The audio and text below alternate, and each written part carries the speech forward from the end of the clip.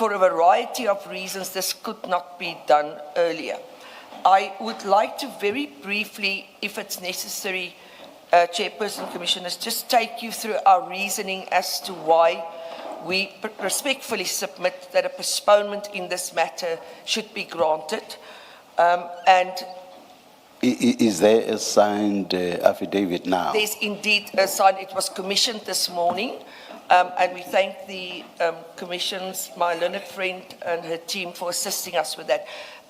Even at, I think, at 10 o'clock, there was another endeavor made to get it signed at the prison. There were some arrangements, but it just came to no fruition. I do see it in a small folder in front of me. I read from my laptop, and that was an unsigned version. Thank you, thank you.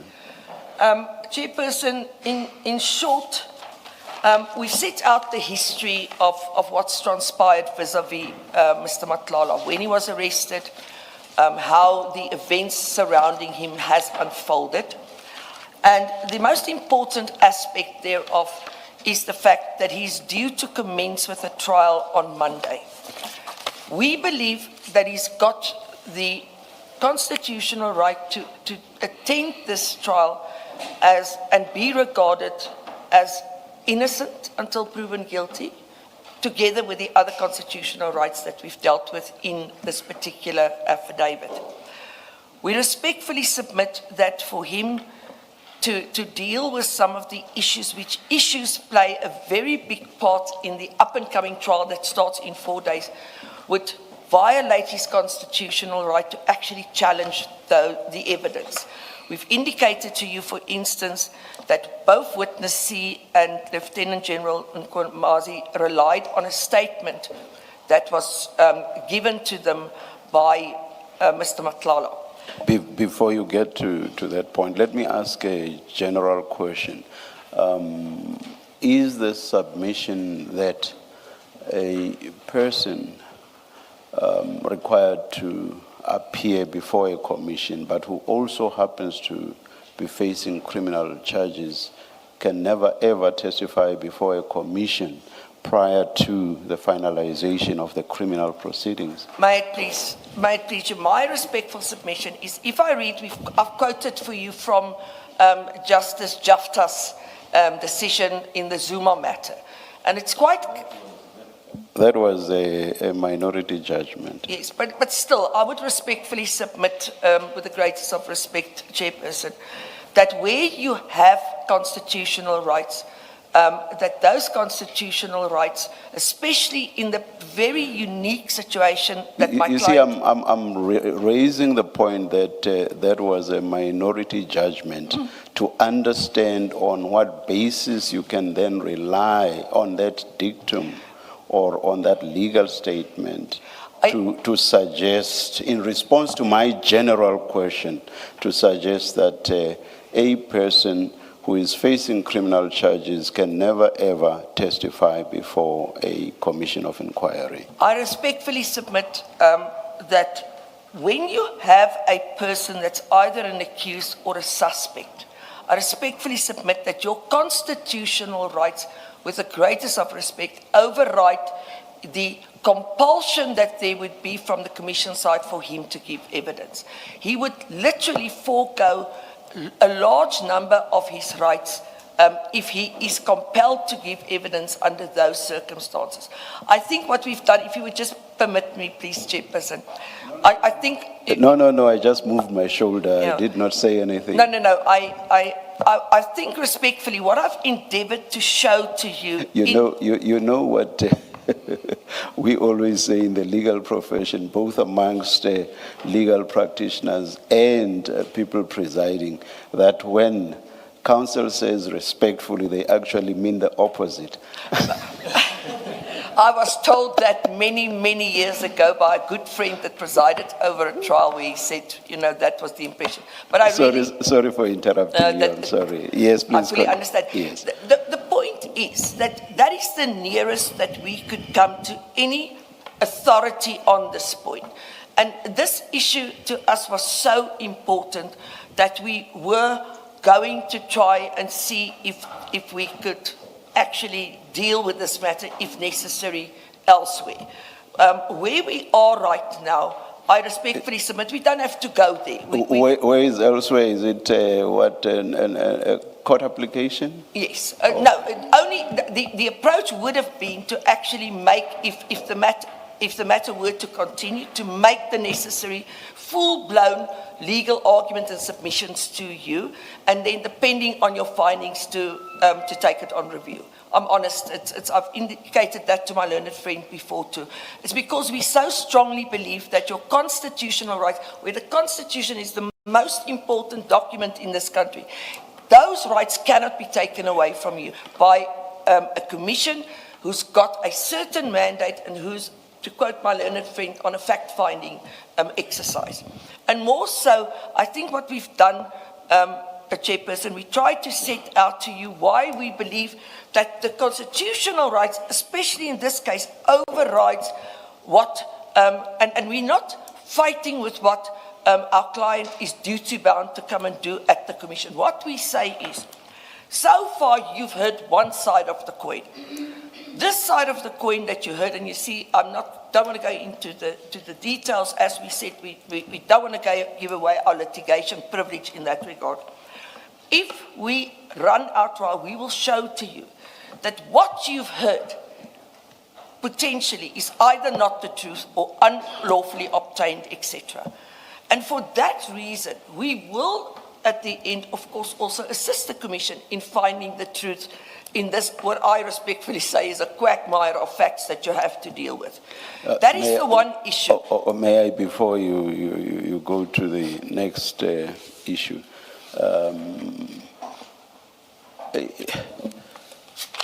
a difficulty that I have, and that of course is subject to your response, is that this is raised, or this is being raised in a blanket fashion, is the suggestion that any and everything that Mr. Matlala could ever say before this commission would be something that would be subject to the exercise of his Section 35 right? Is that what's being suggested?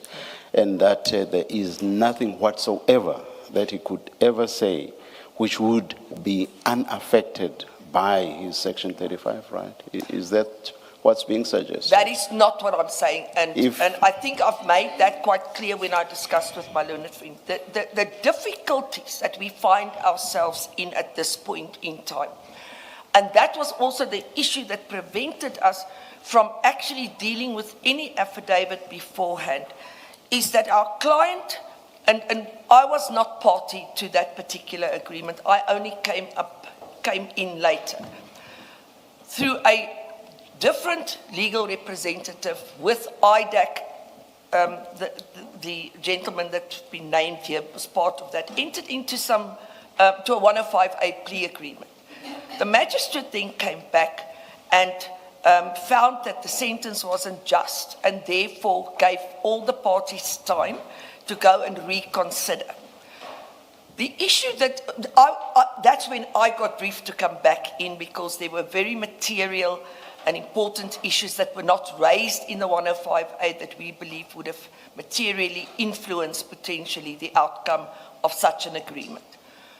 The only time that that matter could be dealt with, or the issues that was raised at that point, and if you bear with me, I have to choose my words carefully at this point because it's a very difficult situation, was when the magistrate finally made a ruling. So past Monday, that is 2 days ago, he actually, in terms, I think it's a 105 capital A 9B Roman 2, if I'm correct. He actually said, well, he asked the state, what is your contention? The state said, oh, we wish to continue. He asked us and we said, no, we assail from the agreement.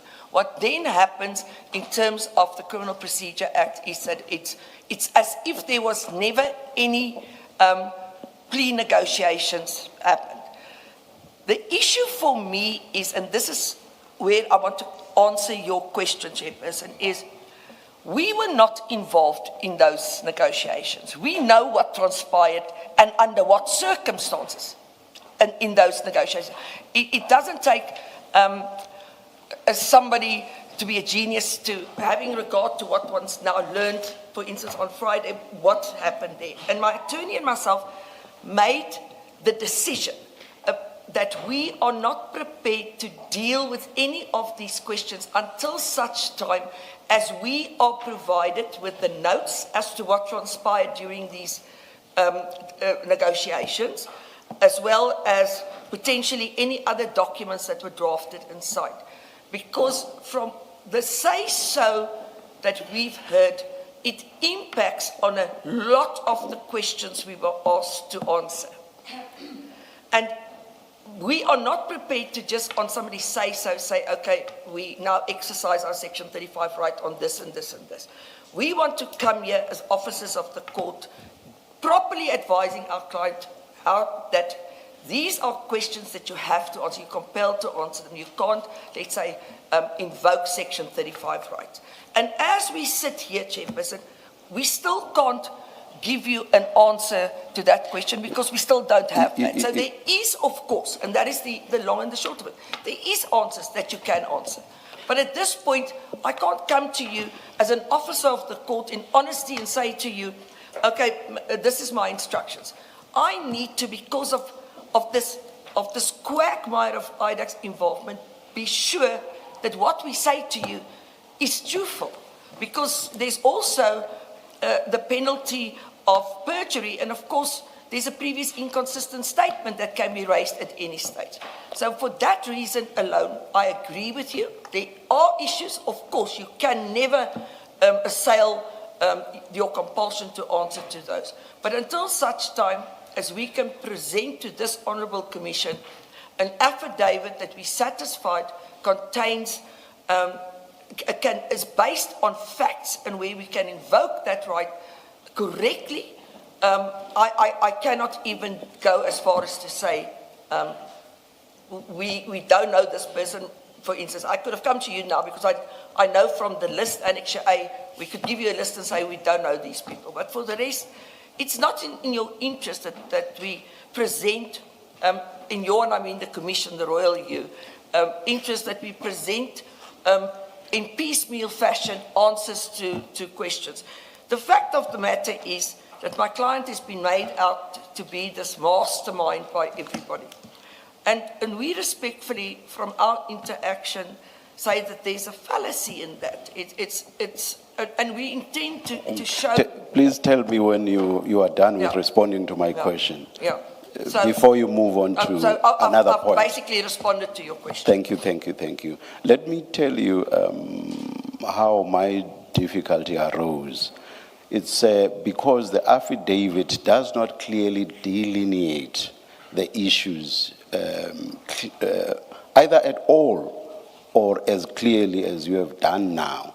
And that is because, for example, the application says the entire commission process must be postponed pending finalization of the criminal process.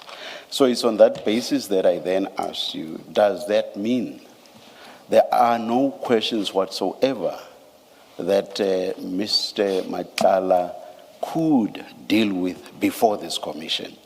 Now you have responded and said, no, there are. So there are issues that he can deal with before this commission. Now my next question is, why can't that happen before the criminal process has been finalized? Because I, as an officer of the court... At this level, just... I'm honest with you. No, let me finish. At this point, focusing only on those... This, of course, is not a ruling on whether we agree on the Section 35 point. That's something we're still to apply our minds to. But focusing only on the issues that can be carved out of the Section 35 issues.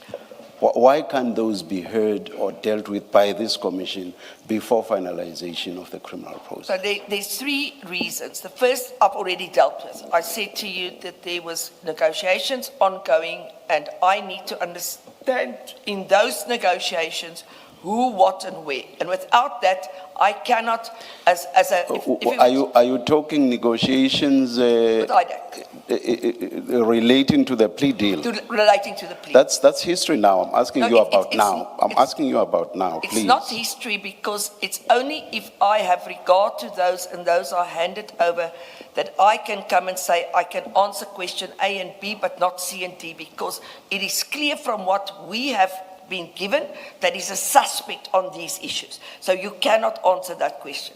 So that is my first point. I cannot at this point in confidence say to the Commission, and I won't permit my client to deal with those until such time as I know what they have negotiated with him, what they've asked him, what he's committed to, what he's not But committed to. is that not an issue relating to whether there should or shouldn't there be a postponement? And that's not what I'm asking you about. No, sir, I'm asking you about the precedence. Yes, Which of the two processes must precede the other?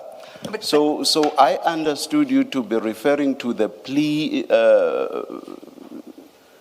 deal in the context of saying, prior to that being finalized, I do not know what to do. I must wait until the end.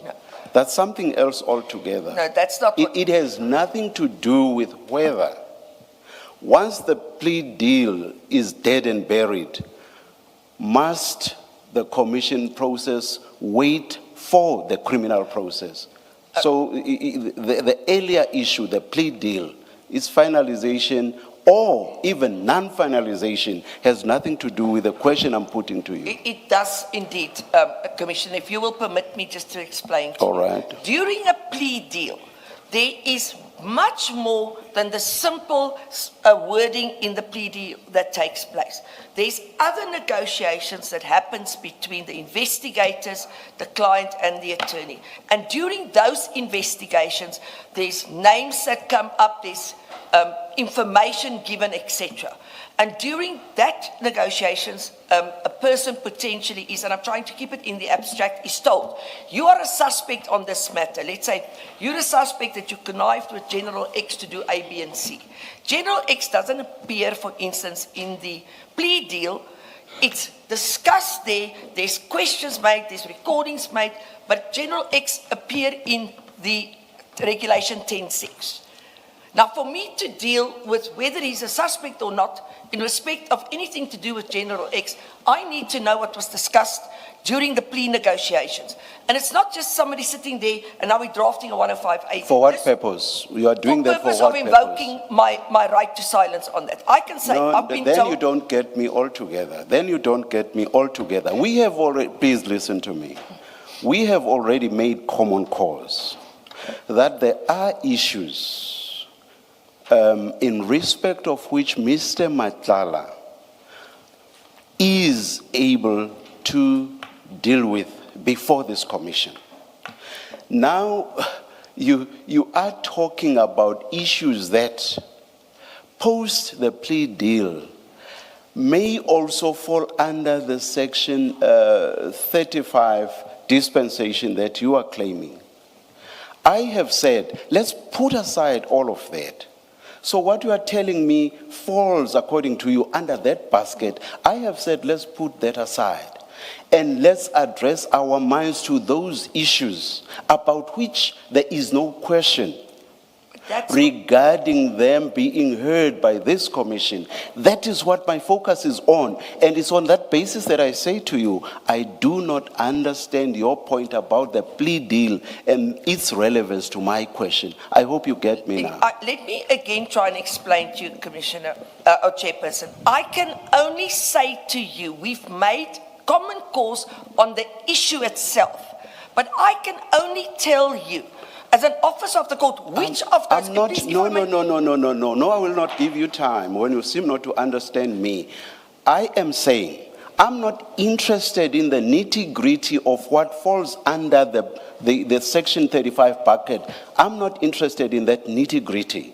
I'm looking at the broader question of, on those issues on which there is no question whatsoever, which can be dealt with by this commission, and you've agreed that there are. On those questions, why can't those questions be heard before the criminal process has been finalized, whether, even accepting as you argue, that there are some issues coming out of the plea deal which fall under the Section 35 basket. Even accepting that, you have said there are some which do not fall under that basket, and my focus is only on those aspects that do not fall under that basket. So clearly, what you've just said about the plea deal is irrelevant to my question. With the greatest of respect, it's not irrelevant, Chairperson, because I cannot at this point in all, as an officer of the court, distinguish between what we can answer and what we can't answer. We can only say to you, the only things... You will never understand me. Please go on to your next point. No, I do understand you quite clearly. The only issues that my client can answer, Chairperson, at this point that we say that we form common cause on is who he doesn't know on the list of the 10-6. The rest of the issues, if I may please finish, rest of the issues, I cannot say to you, I am prepared to answer this because I don't know if I can. I have not asked you that. You are trying to answer a question which I have not asked you. I have not asked you that question. I have simply not asked you that question. I am asking you a general question. It has nothing to do with specifics, and that general question is, on those issues on which there is no question whatsoever, those issues, I will accept for a moment, for purposes of this debate, that there are plea deal issues that fall under the Section 35 basket, and which therefore will not apply to my general question. So I'm asking you this general question again, and it is this. On those issues which even you, whether today, tomorrow, or by the end of this year, there can never ever be a question about them falling under the Section 35 basket on those issues. And again, I repeat, this is a general question.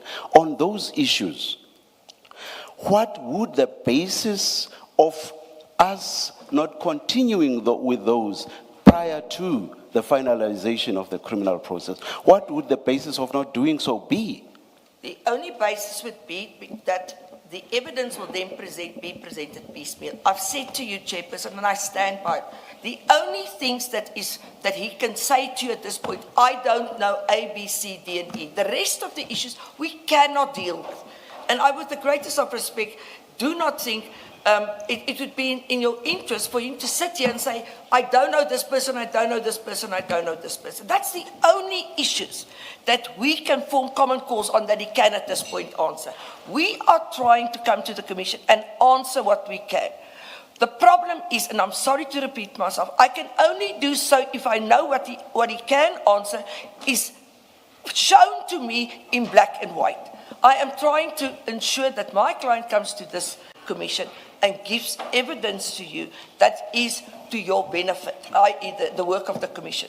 And not for him to be to answer things that we as legal officers, and you've been in our position before, you can never allow a client to go on oath if you as the lawyer are not sure what he said there is right. I will not perform my duty as an officer of the court if I allow that. And for that reason, right now, I can claim privilege clearly on certain issues. I can say, this is my Section 35 issues. The others, I say to you, I can't at this stage because I don't know what's going on in the background. So it might even be once I've got the documents that I think is necessary for me to decide it, that we can move on that. But right now, we can't. And I respectfully submit that based on the remainder of the issues that we've put here, that this Commission should allow him the opportunity to finish the trial. And more so... Again, please tell me when you are done responding to my question. And then the last thing is, I think the thing that concerns me the most is, and we've taken the liberty of sharing a privileged document with you pertaining to the opinion. The one I think that's something else then. Can I come in? Yeah. And when that for me personally, is very concerning at this point in time. When you referred to a piecemeal hearing, this is just for clarity.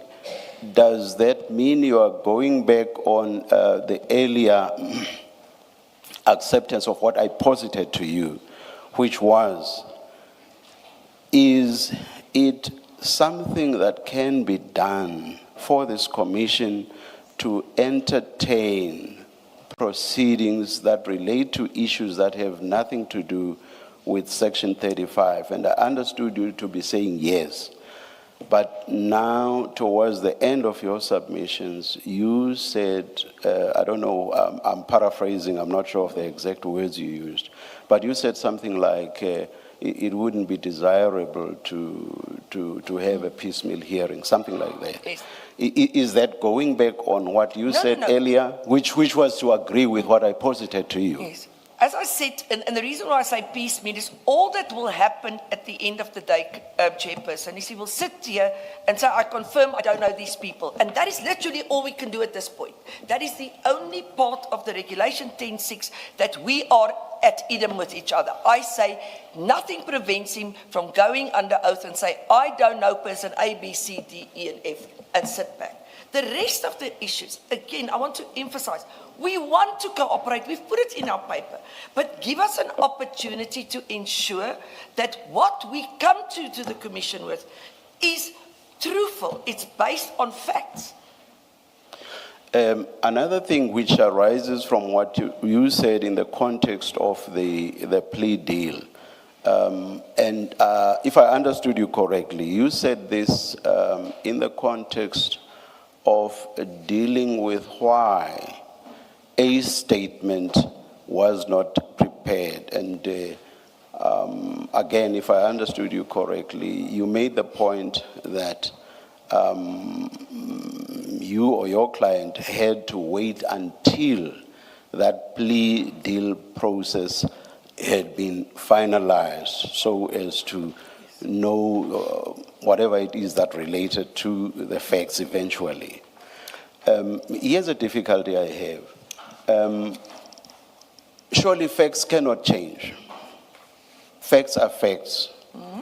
And I do not quite get it why Mr. Matlala could not have made his statement. He knows what the facts are, regardless of what the outcome of the plea deal were to be. He knew the facts, and therefore, from where I'm sitting, subject to your response, he could have said, these are the facts, and here are my responses to the notices that I have received. But Chairperson, the situation is... Or just to finalize, the facts could not be this or that, depending on the outcome of the plea deal. The facts are facts. No, it is different, because when people enter into plea deals, there's certain consensus reached, and it goes, it's dealt with in totally different way, 105As, than what would normally, as you say, admit certain facts. If you go on a 220 or 115A and you admit facts, it's a different story. A plea deal goes beyond it. So very often, there's facts behind it.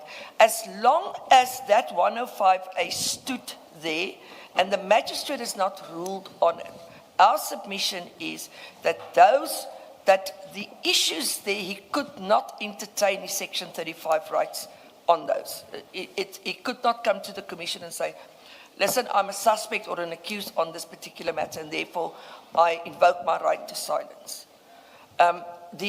It's a live process. And that live process has many complex issues behind it. So for that reason alone, he could not depose to that, to any affidavit here. I understand what you're saying, Chairperson. I understand what you're saying. But if he were to honestly depose at that point before Monday to an affidavit, he had to answer questions that we believe, because of him assailing from the 105A, he now has the right to invoke a right of a constitutional right.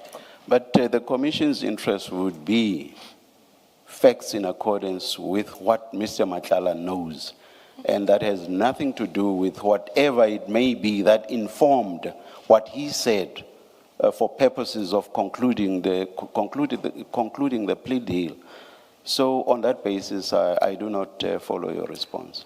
I stand by my response, Chairperson. I cannot, again, as an officer of the court, make my client say I invoke my right here and there and whatever, when I know in law the situation is that that is a life process and he cannot invoke that right at that point in time. The facts, with the greatest of respect, you say that you have to answer facts, but facts have context and facts have background. You might see something as a fact because you've got a General Mkonazi that comes and says, oh, he said A, B, and C. I come back and I can't exercise that constitutional right before you and say, whatever General Mkonazi said, he got out because the client was forced unlawfully and unconstitutionally to answer questions. He was not allowed, for instance, to have access to a lawyer. He was questioned for over 6 hours without food, etc. That surely influences that fact. Then it becomes no more a fact that we can rely on. It becomes a fact. And we know you are dealing with it as a fact because it's part of the process here. But it's a fact that was obtained unlawfully. And we have the right to make sure that you also know down the line that the facts that you rely on, General Mkonazi, for instance, say so, are not lawfully obtained facts. I can't come here and I'll say, please call so-and-so, put him in the box so I can challenge him as to how these facts that everybody now relies on were obtained. I can do that, however, because it's part and parcel of my trial that's starting on Monday. It's exactly because there are those allegations, not only by General Mkonazi, but by many others, that the commission wants to hear from Mr. Matlala, get his and underline his facts. You emphasize facts coming from General Mkonazi, and I add him and others. You emphasize those facts. What the commission is interested now is facts from Mr. Matlala. But anyway, unless you want to comment on that, Commissioner Baloyi wants to ask a question. Chairperson, as I said, those facts are facts that General Mkonazi rely on, that he says he obtained from my client. And we say what he relies on, you should not accept. And we can show you in due course why you shouldn't We've not accepted anything. Example. We've not accepted anything at this stage. No, but I'm saying to you, it's just one example. Yeah. If I can, unless you want to hear me... Commissioner Baloyi has a question. I just want to make sure that I understand what you're saying. I've understood you to say that you want access to the negotiations and the documents and everything that went on in the lead up to what would have been a plea deal that is approved by the court. And you say because you haven't had access to that, you're unable to get Mr. Matlala to respond to the notice that he has been given. Did I understand you correctly? Indeed, because in that process that leads up, I'm sure, Commissioner, you've gone through those processes yourself. There's always deals that are made. Your microphone is off. Sorry, there's deals that's made. And that process to come to a finalization of a 105A involves a quid pro quo. And I need to see what the quid pro quo was. But what does it have to do with the statement that must be submitted to the commission? Because let me finish my point. That process has concluded, even if what you refer to or what you describe as the quid pro quo were to be relevant to the answers in the statement to be submitted to the commission, which I'm not saying they are, even if they were to be relevant, that process has concluded, has been declared in accordance with the law to be null and void. So for all intents and purposes, it never happened. That's what that concept means. Why is that a hurdle to Mr. Matlala submitting his statement, answering specific questions that have been put to him, and you know that in answering those questions, he's entitled to say, I don't know anything about this, if he doesn't know anything about it. And the assumption that we must make is he's going to be truthful in his responses. And if he doesn't know that's what it is, why are the notes and the documents that comprise or that constitute what you say is a quid pro quo, why are they relevant for our purposes? It's highly relevant because let's speculate. I don't want to go into this, but let's speculate for a second. In order for them to offer this deal, they sit around the table and they say to my client, we want information on A, B, C, and D. And A, B, C, and D forms part, let's say, of your list. But A, B, C, D is not part of the plea agreement. That is the deal that we cut here. You give us this information as an example, and we will continue. We will enter into this deal with you. So, for instance, if there is, let's say, a Section 205, Section 204 affidavit opposed to, I want to see that because I want to see in that what transpired. Or what was admitted in that statement, number one. But number two, I want to see, and I feel very strongly about it, what transpired during these plea negotiations. Because in law, normally what happens, it's recorded. Because I have been quite vocal about the fact that, I'm trying to choose my words very carefully. The process that was followed, I've made it plain to you, I was not going to be involved in it because I didn't trust it. That's the 105A process. And subsequently, I'm even more concerned about the process that was followed.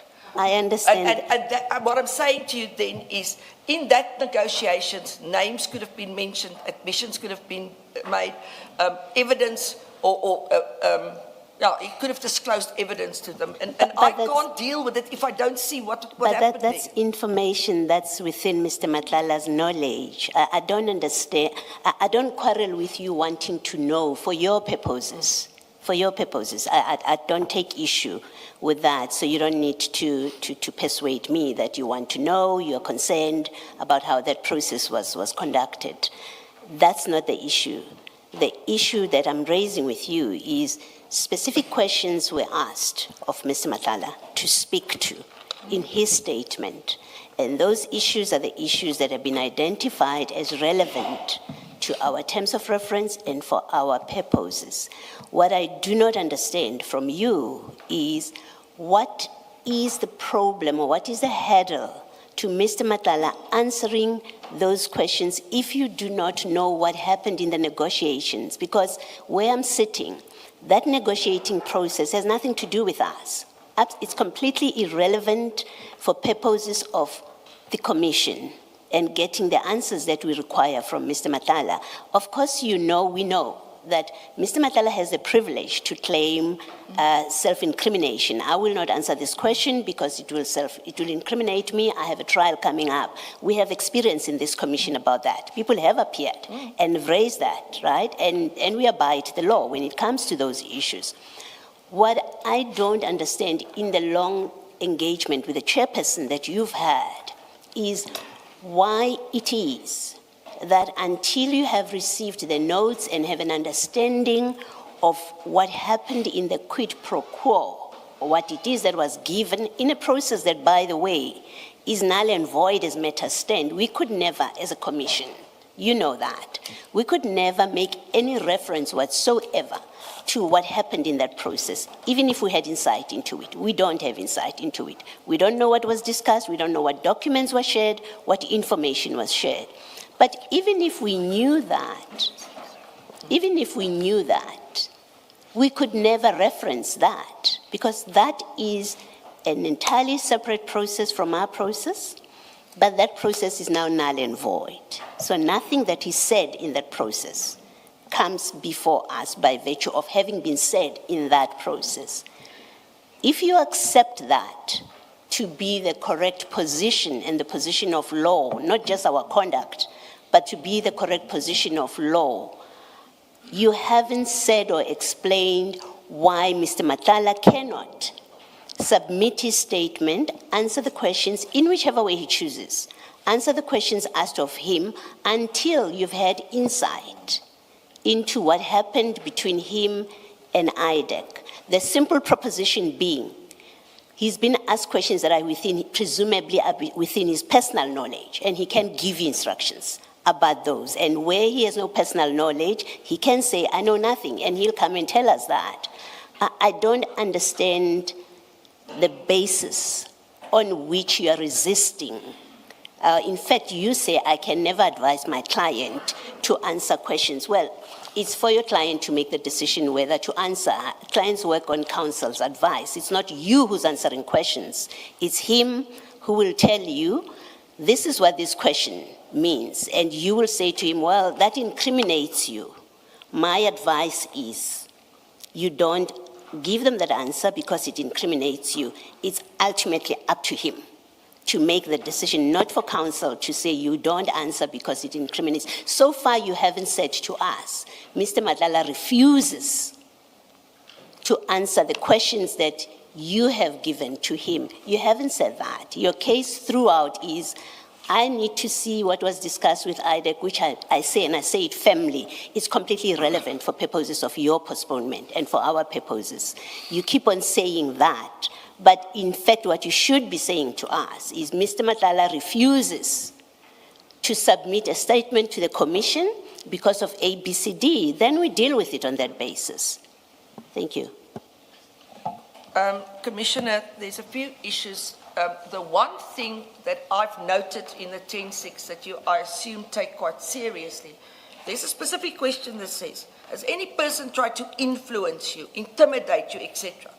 Now, you cannot say to me that that is not relevant to the Commission's work. The answer can only be yes or no. And the rest would be the detail. If we are interested in a yes, if he says, yes, someone has tried to intimidate me, the Commission may well follow up when he presents evidence and say, well, give us the detail of that intimidation. But the answer is yes or no. There's nothing, there's no privilege about it. There's absolutely, and it's a matter that is within his personal knowledge. It doesn't depend on you seeing the documents from IDEC. It's an answer that Mr. Matlala is in a position to give to you. So it's a bad example that you're choosing. No, I respectfully disagree with you, because if there are, if for instance there's intimidation, or for instance if there's undue influence, with the greatest respect, I've come across, and I've got no problem that you yourself have come across people that do not understand that what they are subjected to is undue influence to get to a point. So I stand by my answer previously. The other issue that I want to raise with you is, as a litigator, we've got ethical obligations when we deal with clients to ensure, and you're right, I advise my client, that is my duty. But I do not know of a single attorney or an advocate in this country that will allow their client to depose to an affidavit if they're not satisfied that what is in that affidavit is correct. We all do this. We do litigation, we run trials. That is our ethical obligation. And if the issue is then that I am obstructing the process, if I want to put obstructed in inverted commas, by insisting on making sure that what I have is correct, then blame me. Don't blame my client, because I believe that in acting as I am, I'm carrying out my ethical obligations. I've been doing this for long enough, so have you, to know things are not black and white. There's a vast grey area in between. And I want my client to come and assist the Commission, but I want him at the end of the day to do so free of anybody coming and saying, you're committing perjury because we've got something to the contrary. I want him to come here without later on falling foul of a previous inconsistent statement. It's my job to make sure that that doesn't happen. Can I ask you this question just to make sure that I understand your position? Is your position, and Mr. Matlala, when I say your, I really mean Mr. Matlala because he's the client, is your position that until you receive the material from IDEC that you say you need to see, what was given, what was offered, until you receive that, this commission will never receive a statement from Mr. Matlala and he will never testify? Is that what you're saying? No, that's not what I said. Then what is the relevance of the IDEC background material in a process that I'm has saying- been declared null and void? Maybe I must just go one step further and say that I have discussed with my learned friend, and I actually didn't want to go there, that we can sit down at some stage and try and work out some of these issues. But I'm saying to the Commission that all we want is we want an opportunity to comply with the 10.6. I've never said we're not going to comply with that. We want an opportunity to do so. The second issue is, and I want to almost draw... Sorry, what is the opportunity? I think... I want to I postpone just it. want to make sure that we understand what it is you are seeking from us commissioners. When you say, you are not saying that until you've received the IDEC material, Mr. Matlala can never submit a statement and he can never testify. You're saying that's not your position. My position is not, it doesn't only relate to IDEC. Can we just go one step further? Let's take it one It step at a doesn't time. only, but let me just sorry, go. your mic- oh, Yeah, it's on. thank you. It goes further. The Commission is in possession of recordings that was only disclosed to us. So No, hold it on. goes further. No, hold on. I want us to do one step at a time so that we tick off Yeah. what is the issue. If we've resolved an issue, we both agree this is off the table now. Now we are going to a different topic. I know that in your affidavit you do speak to recordings and transcripts. We will still get there. You haven't engaged with that.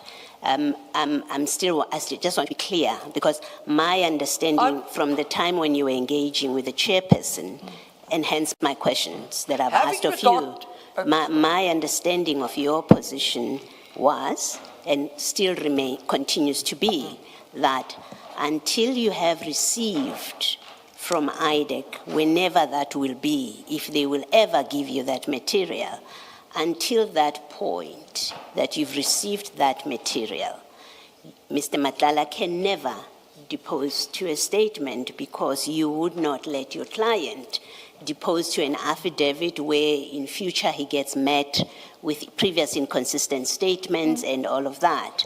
So I ask the question so that there's absolute clarity about what it is that we are dealing with. Is your position, let me repeat, is the position that you are adopting that until you have received the IDEC material that led to the now collapsed plea deal, Mr. Matlala will not be in a position to file a statement to the Commission, and Mr. Matlala is not in a position to testify before the Commission? Chairperson, of course, that is my position at this point in time because I'm ethically bound to act in that manner.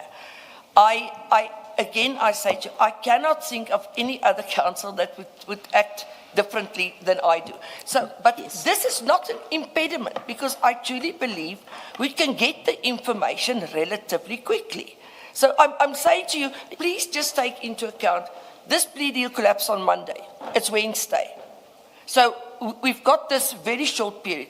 But that's not the only thing that I say. No, don't go to the other things. Right. I'm more interested in the question of principle. I want to establish the principle. It's important to us. If by the time we finish here, you rise and your position is until he has received the IDEC material, or you have received the IDEC material, whenever that will be, maybe tomorrow, maybe day after tomorrow, maybe next year, maybe not ever.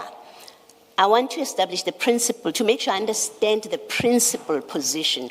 Is the principal position that until you have received and considered as his counsel or his legal team, until you've received and considered the IDEC material, Mr. Matlala will not file a statement and he will not testify? Is that the position you are conveying to us? Until such time, I am told by any person in the legal profession that I'm wrong in going to a point where I say, part of what I'm doing here is to protect my client's rights. I stand by that. Yeah, I Miss- say it is It No, is I the must, way no, I was taught. I must insist, Ms. van der Heever, I've asked a direct question. Let's stop this going around. I'm not asking you about being advised by somebody, being told you're right or wrong. And I haven't yet expressed a view that you're wrong, by the way. I'm not saying your position is wrong, right? I'm still at the point where I want to understand the position. And it is a yes or no kind of question. You have motivated, you have argued, and you don't need to do that any further. I'm now at a point where I want to understand, is the position that until you have the IDEC material, Mr. Matlala will not file a statement and Mr. Matlala will not testify? The answer is a yes or no. My instructions are that we will file a statement as soon as possible. What is your answer to my question? I've told you, Commissioner. So you will file a statement even if you do not have the IDEC That is material? my instructions at this Okay, point. that you will file the I got statement. instructions from my attorney to deal with it in Thank that you, regard. thank you. May I just, before Commissioner Kumalo asks a question, he says his point is now covered. Okay.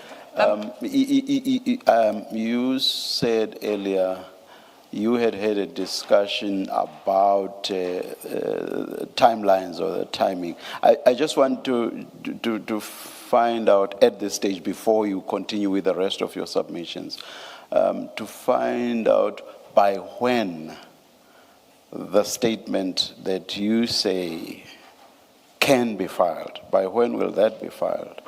Chairperson, I've not I know perhaps arranged it's for something, yeah, it's something you may want to engage Ms. Silo about, but I would just like to hear from you. May I take an instruction just for Yes, yes.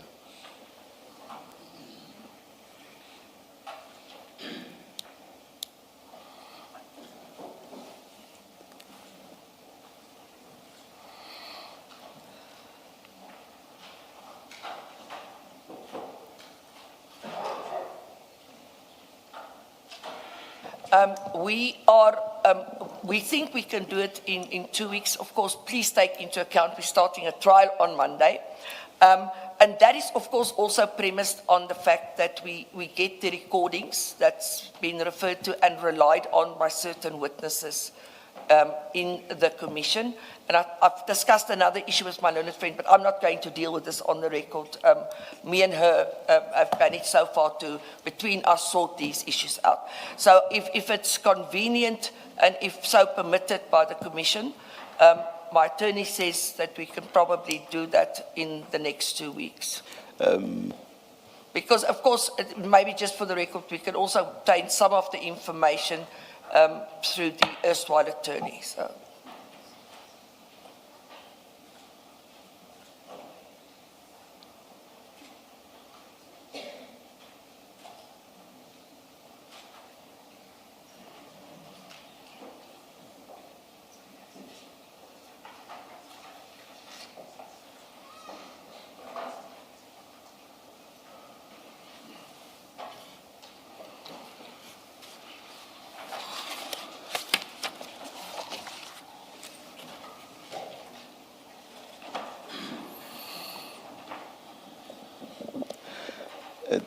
On this and possibly any other issues that may require discussion between you and your colleague, Ms. van den Heever, we'll give you time, so we will adjourn before any ruling is made.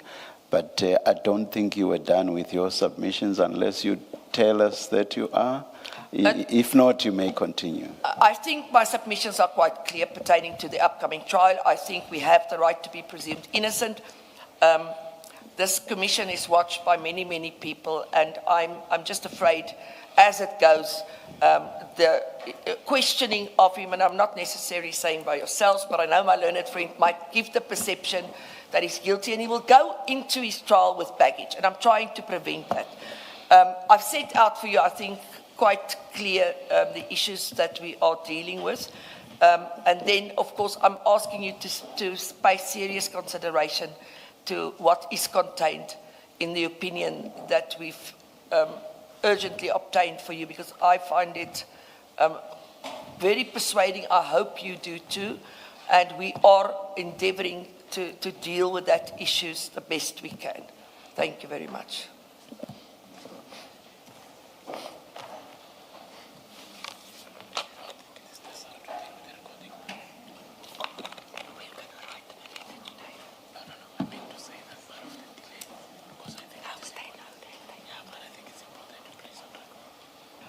Sorry, Chairperson, my attorney has just asked me to emphasize the point that part of the delay had to do with the recordings that was not given to us, and which is quite important. I'll give you an opportunity. You just.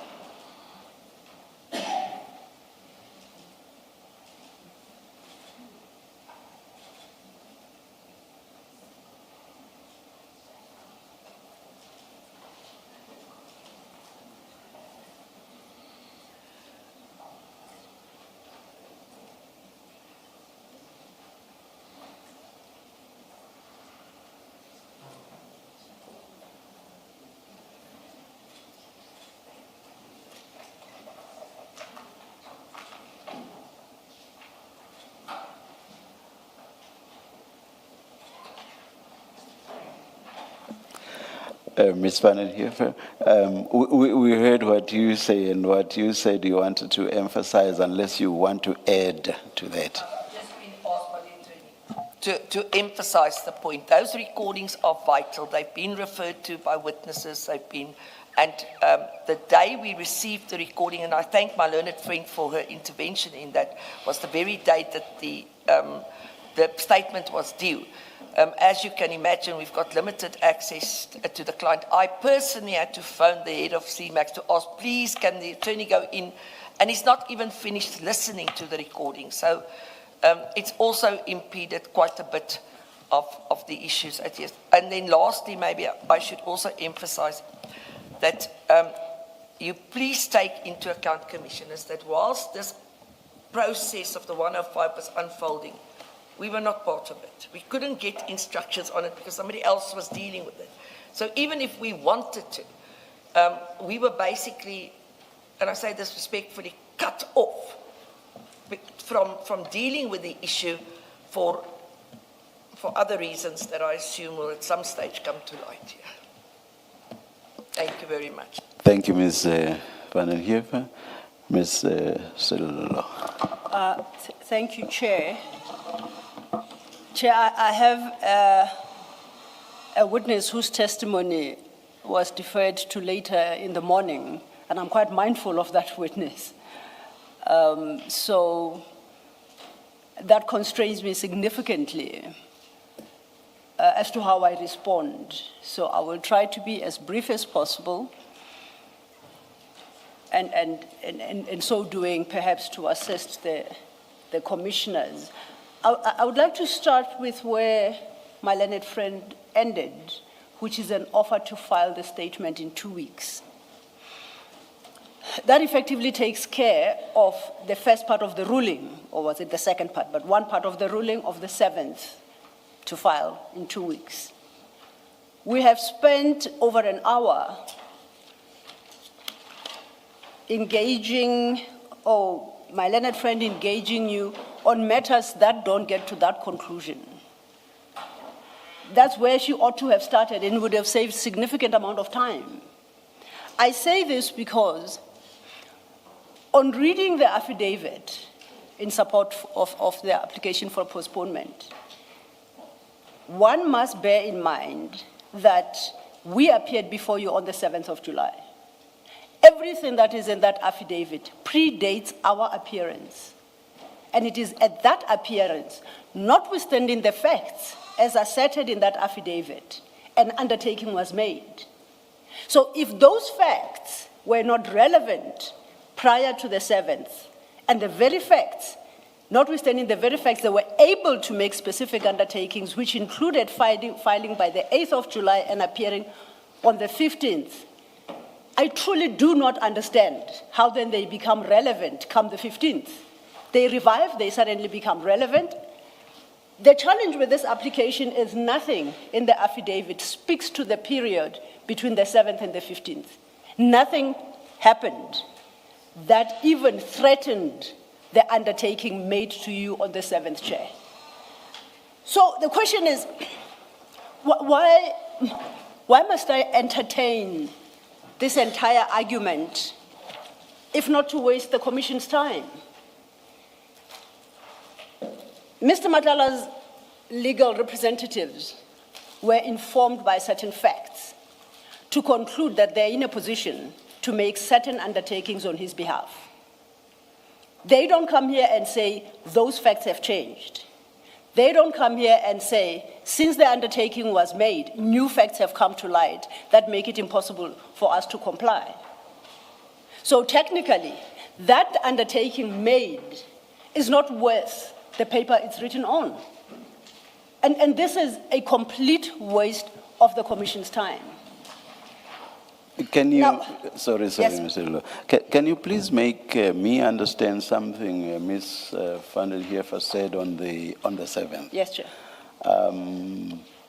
Ms. van der Heever indicated that she was agreeing to the filing Yes. by the deadline that was indicated, something like subject to the reservation of Mr. Matlala's rights.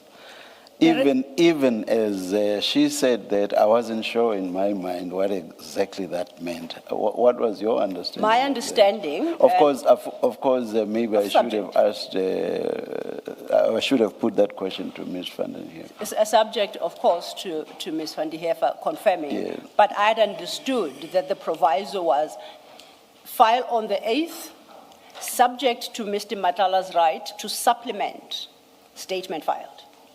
That was the reservation made.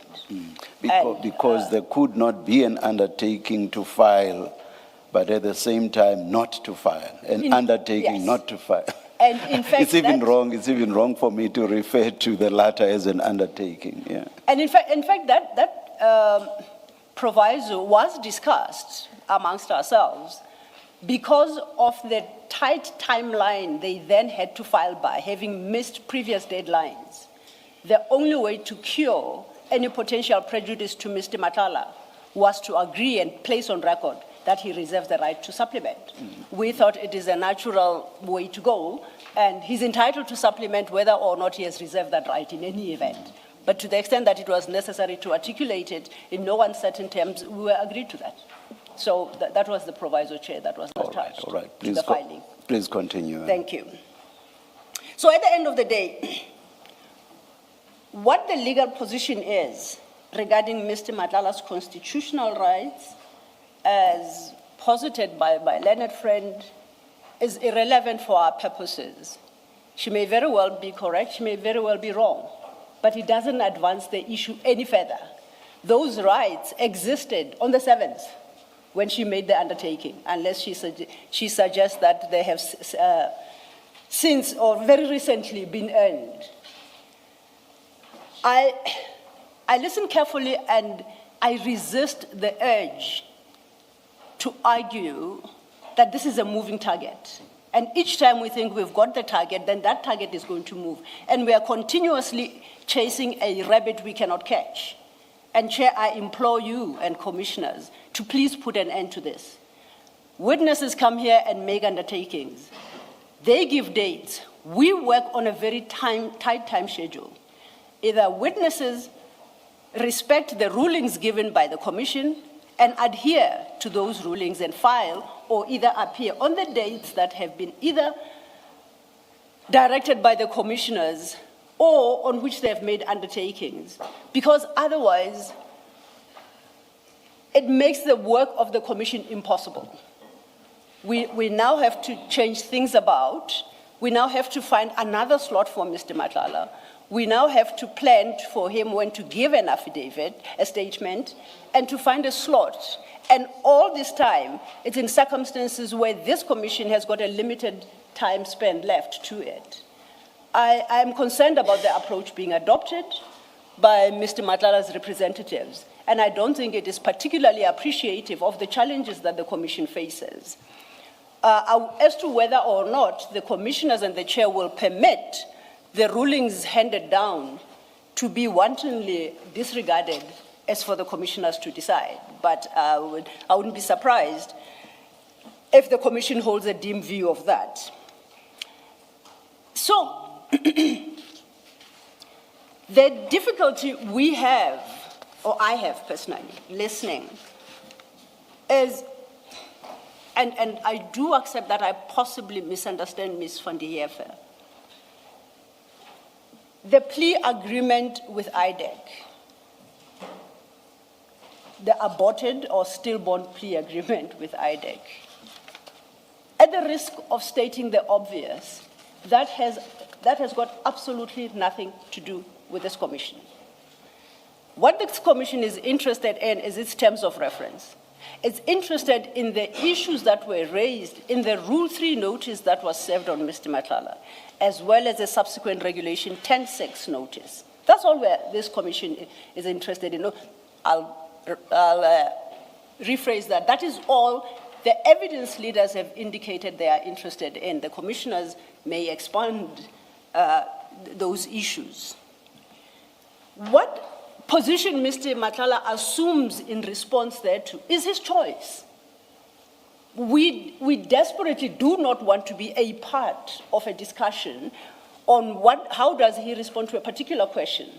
If a question posed invites a defense, a Section 35 of the Constitution defense, so he must state, and then we will deal with the defense as raised when he appears. And as I put it to Ms. van der Heever, it cannot be that everything he could ever say is covered by or by Section 35. Indeed. Or bears relevance to the Section 35 protection. It can never be, and Ms. van der Heever accepted that. Yes, Chair. And facts are facts, and they should not change in accordance with whatever it was that went on under the plea deal. But as Commissioner Baloyi said, that's null and void anyway. In any event.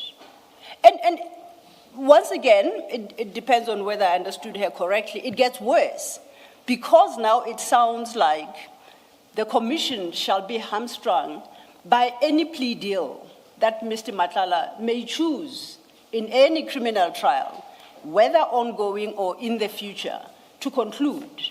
So,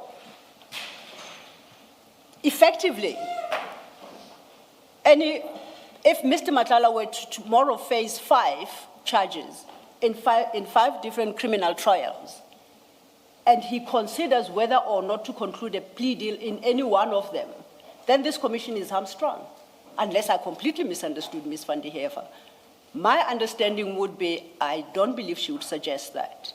But at the same time, then I struggle. What exactly is being suggested regarding these plea deals? And once again, I have no clarity. I submit, commissioners, that the only position to assume is we have nothing to do with any plea deals that Mr. Matlala chooses to conclude anywhere in any court. He has 2 defenses in this commission. It's a Section 35 defense, or buttressed, in fact, by Section 8, sub 2 of the Commissions Act, that anything he says that would incriminate him cannot be used against him in any criminal case. So he's got 2. He can raise them. So why we are having a debate about plea deals and whether or not his legal team understands the facts that underpin such a plea deal is a challenge to me. Now, the offer, mindful of the time, made to file in 2 weeks, I can accept. In any event, it's up to the commissioners. However, the offer, if I understand it correctly, sounds to be conditional, and this is what the condition is. It's dependent on whether or not they get the requested information from either IDEC to enable them to answer the questions posed.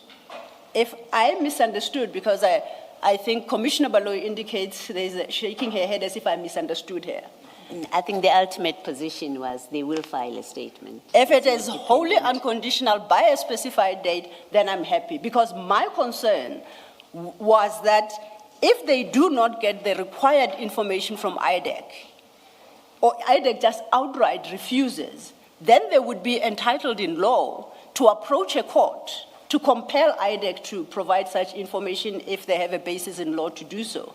And if that court case is unfavorable to them, there are appeal proceedings. So the question would be, do we await that information and the challenge to right to that information to run its course until the Constitutional Court before we get a statement? But I will accept what Commissioner Baloyi says, the filing in 2 weeks is unconditional. If that is the case, then we just need to set a date, and if the statement is not filed, we shall be back before you, Chair, and I suggest that the consequences will follow. What then must happen now is to lock in a date, as we did of the 15th that has now collapsed, as to when Mr. Matlala will appear. And I say so because we as the evidence leaders have to go rejig our program and accommodate the new dates, while at the same time making sure that there is sufficient time for everybody to prepare for Mr. Matlala's appearance before you. Would the preference be for the postponement to be to a specific date or a date to be determined? No, Chair, I would prefer a specific date at this point. Specific, all Yes. right. All right, please continue then. Thank you, Chair. And to assist perhaps the commissioners to consider a possible date, my learned friend will confirm, I understood that the upcoming trial that starts on the 20th. Just a minute. Yes, Chair.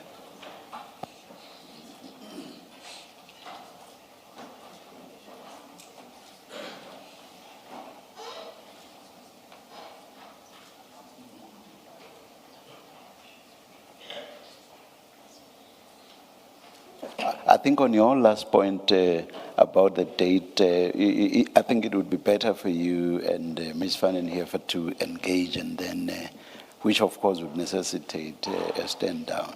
And when we come back, hopefully we'll get an agreed date. Oh, no, I'm happy with that approach, yes. as long as I come out of this hearing with a ruling on a date. Chair. However that point is reached is irrelevant. Yes, I'll accept yes. that, Chair. Any further submissions? No, Chair, I think that will suffice. I'm looking at the time. As the commissioners are aware, there's another administrative issue to deal with before my witness returns to complete his testimony.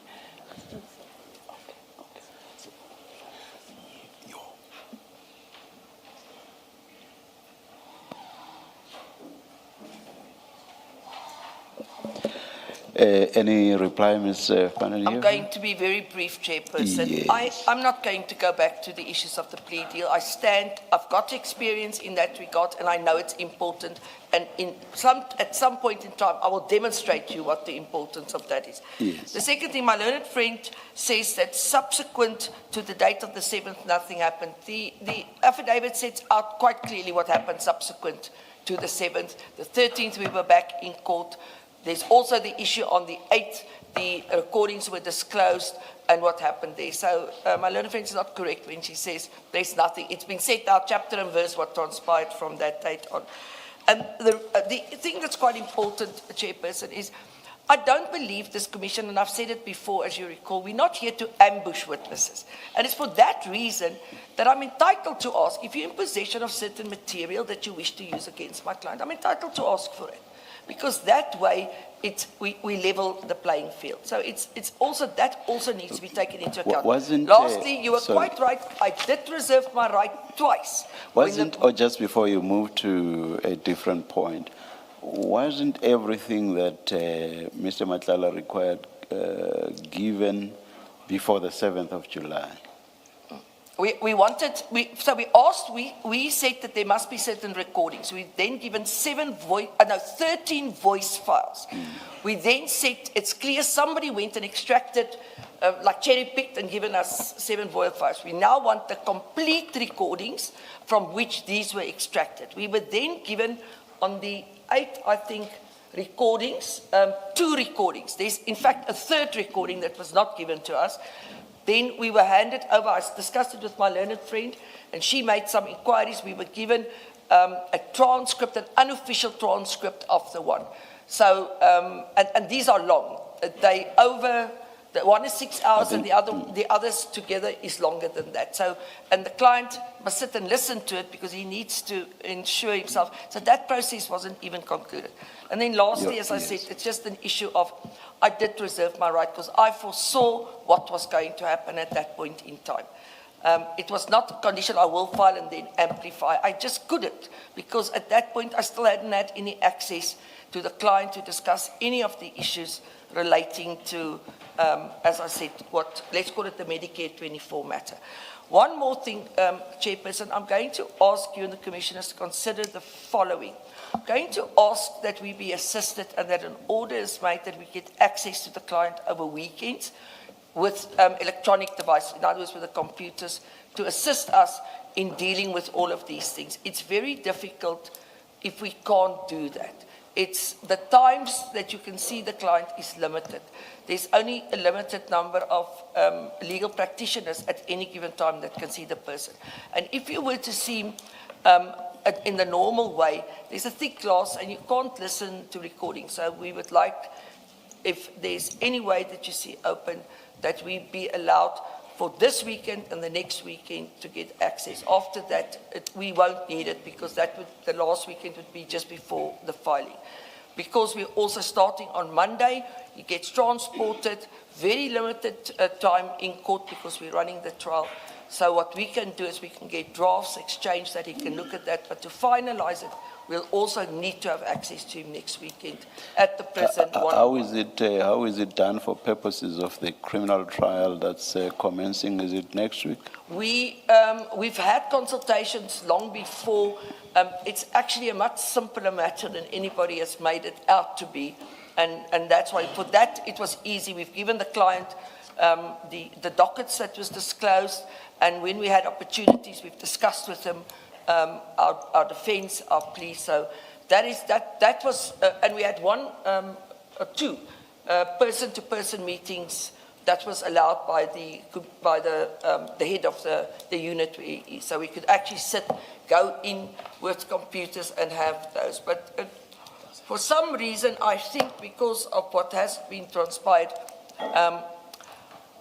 we are not getting access that easily anymore. I can just speculate why suddenly, after things have started going a bit differently. So all I'm asking is if you can assist us in that regard, we'd appreciate it. Yeah, I think something like that would have to be dealt with administratively. I cannot make a ruling here.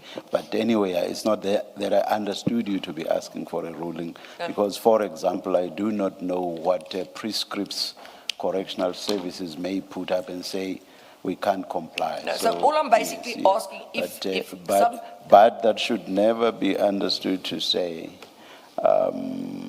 after agreement on a date, what happens or does not happen will then be a basis for saying, no, we are not able to file because. Please continue if there are further submissions. Simple, we will do our best, but maybe something from the Commission side that we should, without making a ruling, that from DCS side that they should do whatever they can to assist us. I think that would go a long way. That would give us something in the hand to now go and do from our side what we need to do. Thank you. I've got nothing else. Nothing else. I agree with my learned friend then that we discuss inter partes the date. Yes, all right. Ms. van der Heever, without getting into it, I just want to know its status. The opinion letter, I'm not getting into it. Was it filed just for the purpose of today's postponement? It was to deal with just today. Oops, it doesn't work anymore. Oh, there it goes. It was done for today because of, as I said, that's all I wanted to say. Yeah, it doesn't go beyond. It doesn't go beyond. Other reports and things that's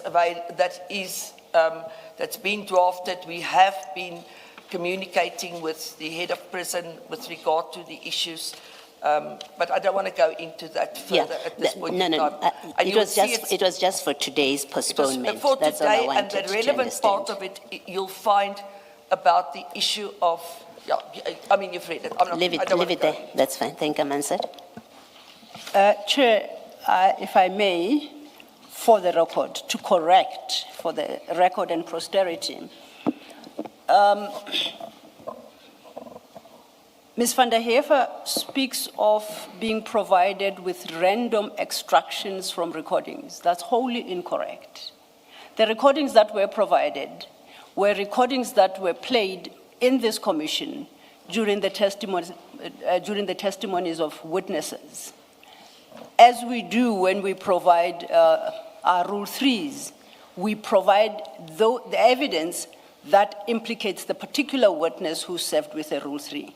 Those are the 13 recordings that were played in here. They were not random. Nobody went into the recordings and decided they liked the sound of the clipping from 1 hour 15 to 1 hour 17 minutes. So that is one. Those were provided on the 18th of June. They were given to Mr. Matlala. It is only on the 7th of July, after the ruling, and their statement is due the next day on the 8th, that they require the complete recordings. And they were duly provided on the 8th. So it is not like information was denied them or we failed to respond positively to any request for information made.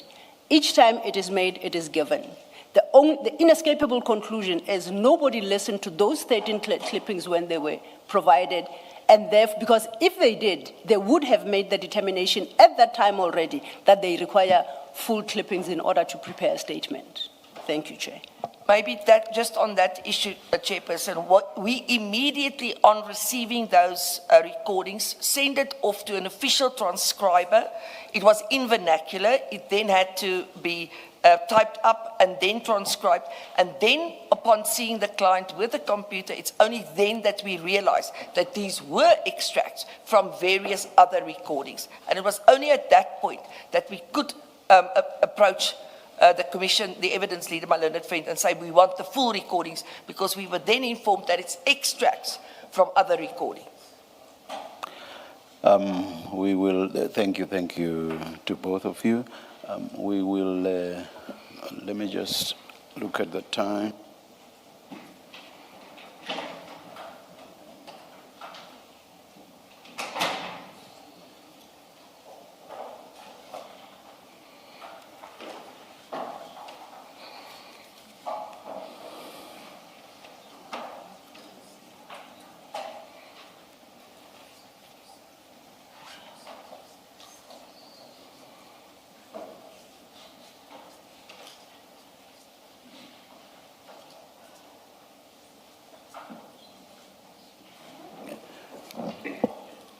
We will adjourn and come back when you tell us to, and we hope that we'll be within a very short time. We are not taking the tea break at this stage. Noted, Chair. And this is for a discussion between the two of you on the date of the hearing, and two, the date of the filing of Mr. Matlala's statement. Thank you, Chair. Let's adjourn.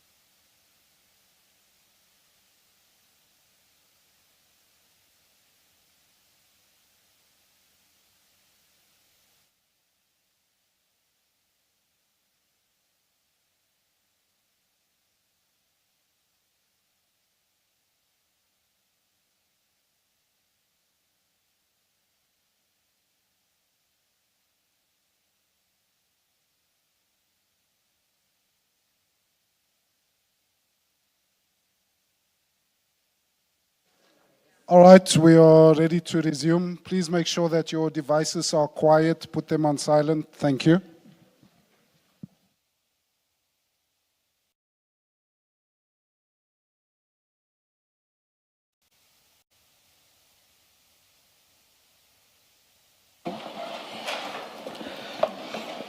In hindsight, I think we should have taken the tea break because we are going to lose a lot of time now. Yeah, instead of hanging around outside, which is what we did. Anyway, let me hear from both counsel. Thank you, Chair. I agree with you. Perhaps we might as well have taken a tea break. It took, the negotiated settlement took longer than we had anticipated, but we think we found each other.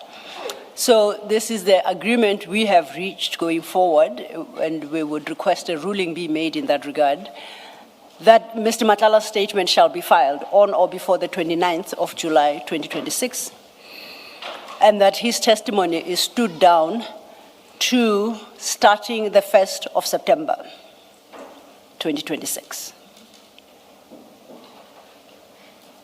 So the hearing will commence on the 1st, and depending on the issues that we have to engage with, that could run into subsequent days.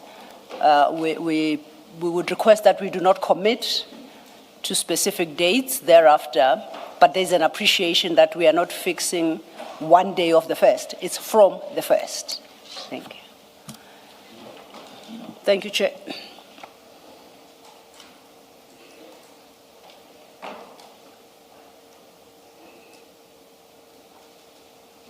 Ms. Lo, is it the understanding between you and Ms. van den Heever that if we need to roll over to the next day, we won't run into diary issues that Ms. van Heeren had not prepared for that? Exactly, Commissioner Baloyi, and hence I express his date of appearance as from the 1st. So the agreement is the 1st and succeeding days as much as are required in that week. But I don't want to give, I won't say the 1st to the 4th. It could very well be, but we start on the 1st until he concludes his testimony. Uninterrupted. Thank you. Thank you. Chairperson, I indeed confirm that that is the agreement. My understanding is that we start on the 1st and then it will continue until such time as we've reached the end. If I may just use an opportunity to just deal with one issue. I got a random message from somebody on my phone telling me that I'm not allowed to shout at you, Chairperson, or the other commissioners. I just want to make it plain that I don't shout, I just speak very loudly. Most people know that. So I am sure you didn't perceive it as shouting, neither yourself nor the other commissioners I spoke to. Just for people that don't know me, I speak very loudly. It's not shouting. Thank you very much, Chairperson. If it gives you any comfort, Ms. van den Heever, let me tell you that a judge, when I was appearing in the Mthatha High Court, once shouted at me saying I should not shout at him. So. Then we're in the same boat, Chairperson. I'm very happy to hear that. Thank you. Thank you.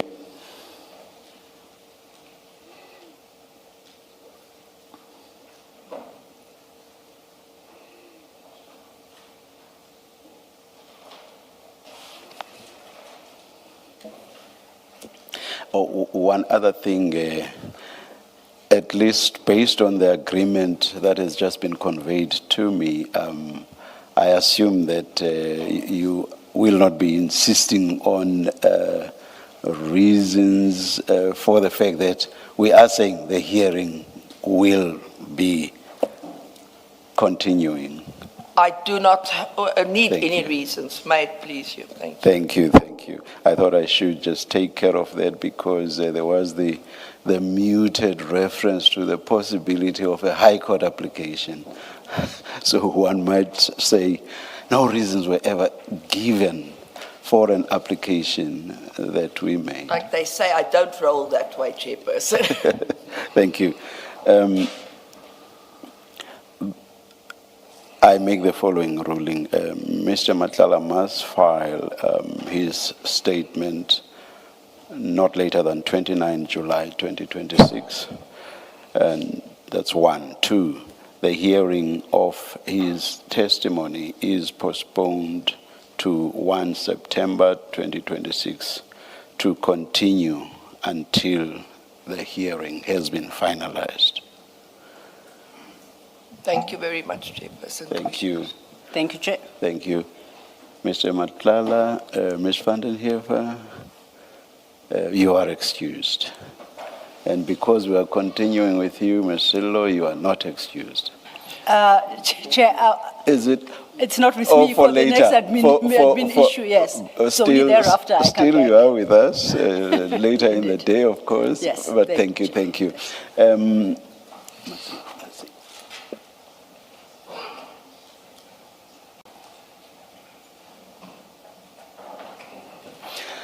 Let's adjourn and come back at midday, 12. Thank you, Chair.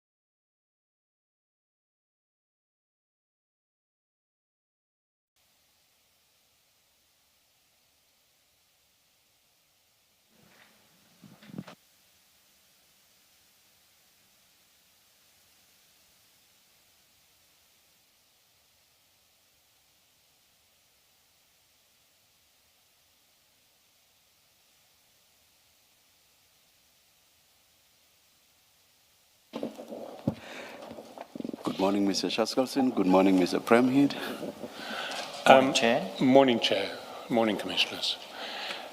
Chair and Commissioners, you'll recall that 3 weeks ago, Mr. Karim was postponed to today's date.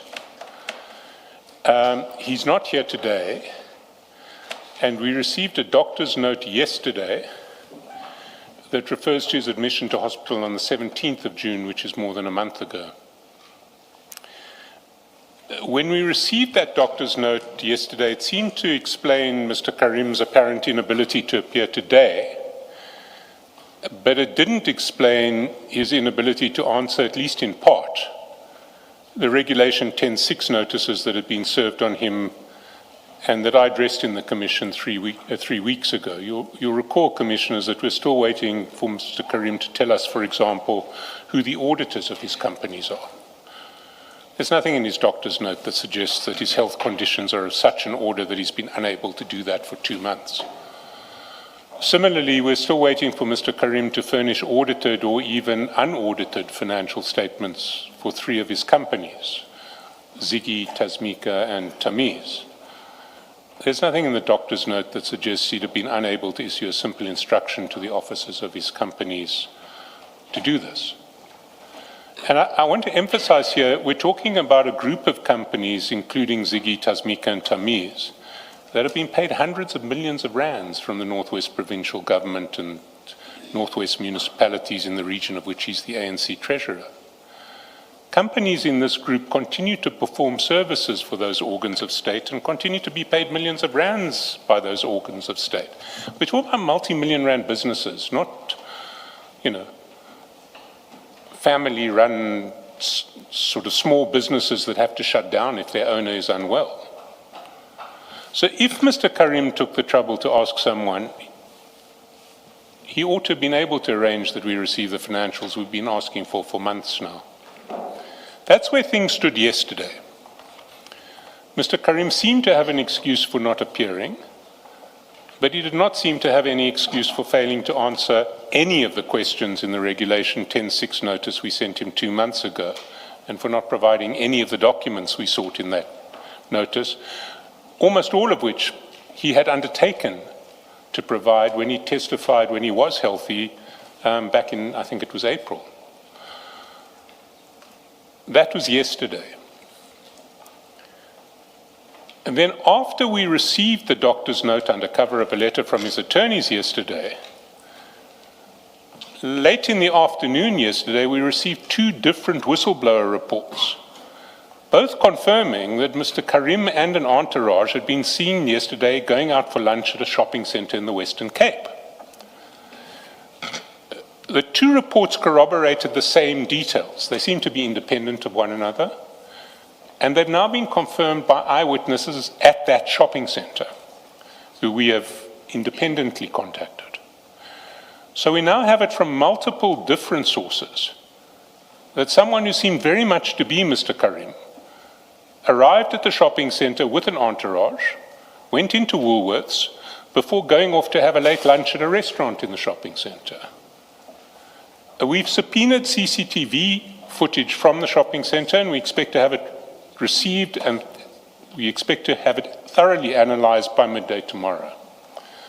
For now, we have a concern that Mr. Karim may be taking liberties with this commission. And that concern is amplified by other whistleblower reports that we've received indicating that Mr. Karim has been seen at social gatherings in the Northwest over his period of ostensible incapacity. So we are going to issue a subpoena later today to the hospitals at which he's been receiving treatment to establish when he was admitted and when he was discharged, since he testified at the commission. We're also going to be issuing a subpoena to his doctor, who's based in Cape Town, to establish the dates on which he has seen Mr. Karim. And we don't expect that it will take us more than a day to obtain this information. And what we would like is for the matter of Mr. Karim's appearance or non-appearance to be stood down until Friday morning, or maybe Friday lunchtime, when it can be considered on the basis of a formal postponement application, which we would ask this commission to order him to bring by 10 o'clock tomorrow. The evidence leaders will reply to that postponement application by 6 p.m. tomorrow, and it could be heard by Friday morning at 9:30. If Mr. Karim's legal team needs more time, if we can have that postponement application by 5 p.m. tomorrow, we would undertake to respond to it by 10 on Friday, and it could be heard on Friday afternoon, not Friday morning. But what we do expect the postponement application to address is at least the following issues. The dates on which Mr. Karim has been admitted to hospital over the last 4 months, the dates on which he's attended medical consultations over the last 4 months, his travel movements over that period, whether he's attended social engagements over that period, and whether he's played any role in the management of his businesses over that period, and if not, who's been responsible for these businesses which continue to turn over in his absence. Ms. Justice, can you please add one more thing? I'm interested to know how he traveled from the Northwest to the Western Cape. Did he book flights? Did he fly there?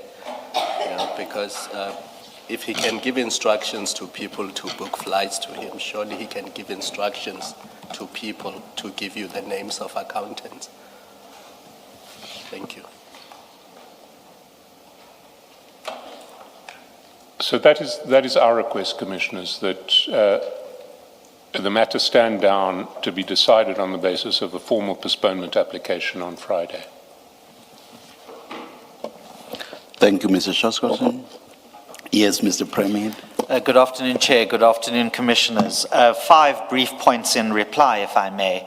Firstly, do you have the Commission's correspondence bundle? I was handed one about 10 minutes ago by a Commission representative, but it's called Karim Suleiman Correspondence and Sundry Documents Witness Bundle. I'm going to refer you to the confidential medical report in that. I'm not going to discuss the contents, but if you can turn up page 128 of that medical report, when you read paragraph 1 of that report, that will deal with my learned friend's contention that there's an inability to explain attendance.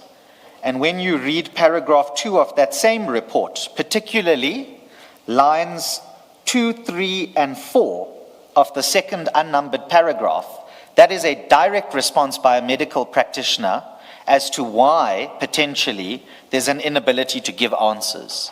So insofar as my learned friend says there's just no explanation at all, that's contradicted by the medical evidence of an expert in a particular field of medicine, which my learned friend is not. That's point number 1. Point number 2, my learned friend must choose his words very carefully with all due respect, because my learned friend talks about hundreds of millions of rands, companies that are continuing to service the state, multi-million rand businesses and so on, and he uses the quantum of my client's otherwise legal business to evidence some or other gratuitous behavior in front of the Commission. Until such time that a court orders otherwise, that there was unlawful business dealings with the state to the tune of those hundreds of millions of rands, the fact that there's business that may or may not be done to the tune of hundreds of millions of rands is neither here nor there. So my learned friend must choose very carefully his words in elevating otherwise perfectly legal facts to be weaponized into some sort of smear, potentially, against my client and otherwise lawful activity. The third point that I would say, in respect of Mr. Karim's undertakings to give the evidence, is you'll know that Mr. Karim, if you'll give me 1 second.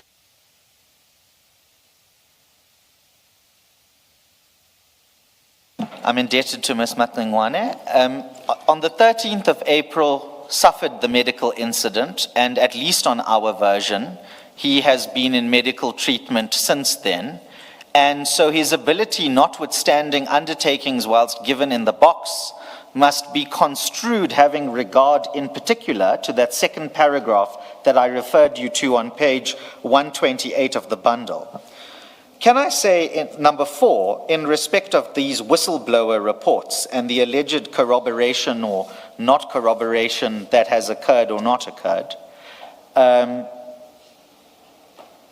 and this is a two-part point, so you'll forgive me. The first part of which is we only learnt about these facts today.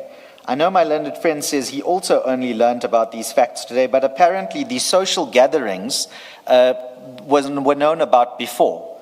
And it's the first time we're learning about these things today.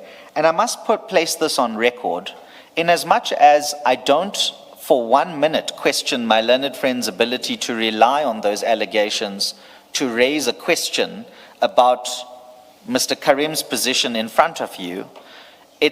We would respectfully submit, and I know earlier there was an exchange about whether respectfully is respectfully or not respectfully, but I'm respectfully submitting. I'm happy you were listening. Yes, no, the commission is warmed up by the time I come here, so I know what I'm walking into.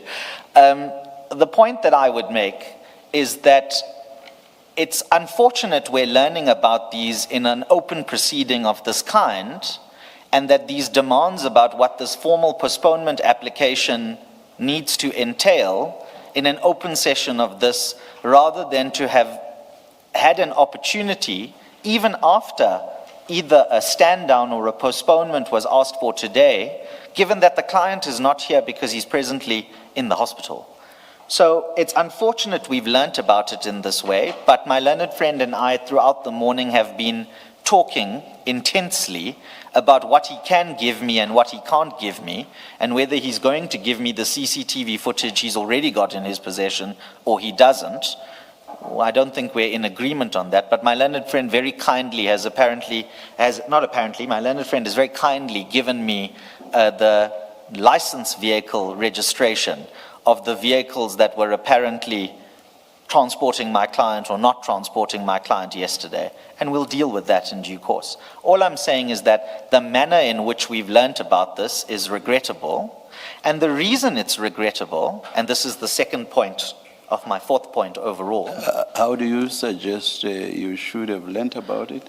That is a segue, thank you, Chair, to the second point I want to make under this, is that with all due respect, I'm now concerned that we are inadvertently using the postponement application and the allegations regarding the movements of my client or otherwise as a mechanism through the back door to undermine the otherwise unimpugned medical evidence in front of you. And Chair, you asked me how should we have learnt about it. With all due respect, I don't think it's for my client necessarily, unless you order otherwise. If you order it, well, then we have to do it. But if you don't order it, it's not for my client, with all due respect, to answer these accusations in the ether in the way that they are, where the overall purpose or effect is to create doubt about the medical excuse. That's a different issue. You raised an issue, or rather, you complained about having lent of the information in the manner in which that happened. So I'm asking you the question, how do you suggest you ought to have gotten to know about the information? That's different to what you are saying. Yes, Chair, thank you. The way in which we should learn about it, and I know Chair says to me it's a different issue, I will respectfully say it's not a different issue, is because if the purpose or effect of that accusation is to raise doubt about my client's medical condition and whether there's a legitimate excuse for his attendance or non-attendance at the commission, because that's what the sting of that accusation actually is, then actually the shoe should be on the other foot, in the sense that it should be the commission, the evidence leaders, bringing an application where they raise this evidence in the round of questioning the medical advice or otherwise, or the medical reports or otherwise that have been tabled in front of you that otherwise serve as the excuse. It's not the hill I'm going to die on. All I'm simply saying is that I'm concerned that the way in which these accusations now have to be dealt with is almost reversing the onus that otherwise falls on my client. That still doesn't answer my question. I apologize, Chair. Yes. The question of how Mr. Karim must respond is something other than your suggestion about, maybe the word I'm going to use will be strong or too strong, the impropriety that you suggest with regard to how you came to know is what I am addressing. That has nothing to do with how Mr. Karim then deals with the information. So my question is, how do you suggest this information ought to have landed on your or Mr. Karim's lap? In writing and particularized, so that it's formally placed in front of us, rather than as what happened between my learned friend and I, which was a conversation between colleagues regarding these issues that are now being raised.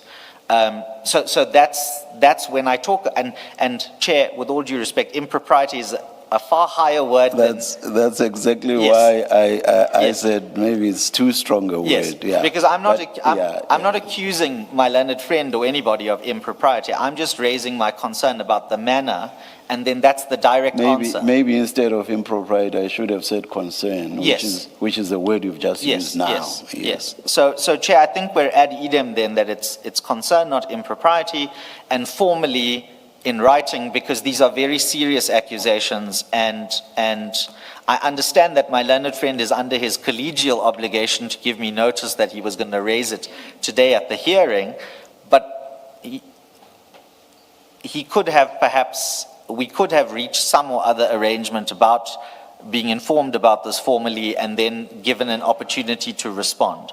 But we are where we are now, so that's water under the bridge, I suppose. Yeah, I was going to say, why is it that the informal advice cannot serve the same purpose as written advice? Well, I suppose because my learned friend is not the witness. So when my learned friend, and neither am I. So when my learned friend says to me, you know, these are the core of the allegations, it might turn out that some or other detail about that is going to change or not change, and there should never be a dispute between my learned friend and I as to what he said to me or what he didn't say to me.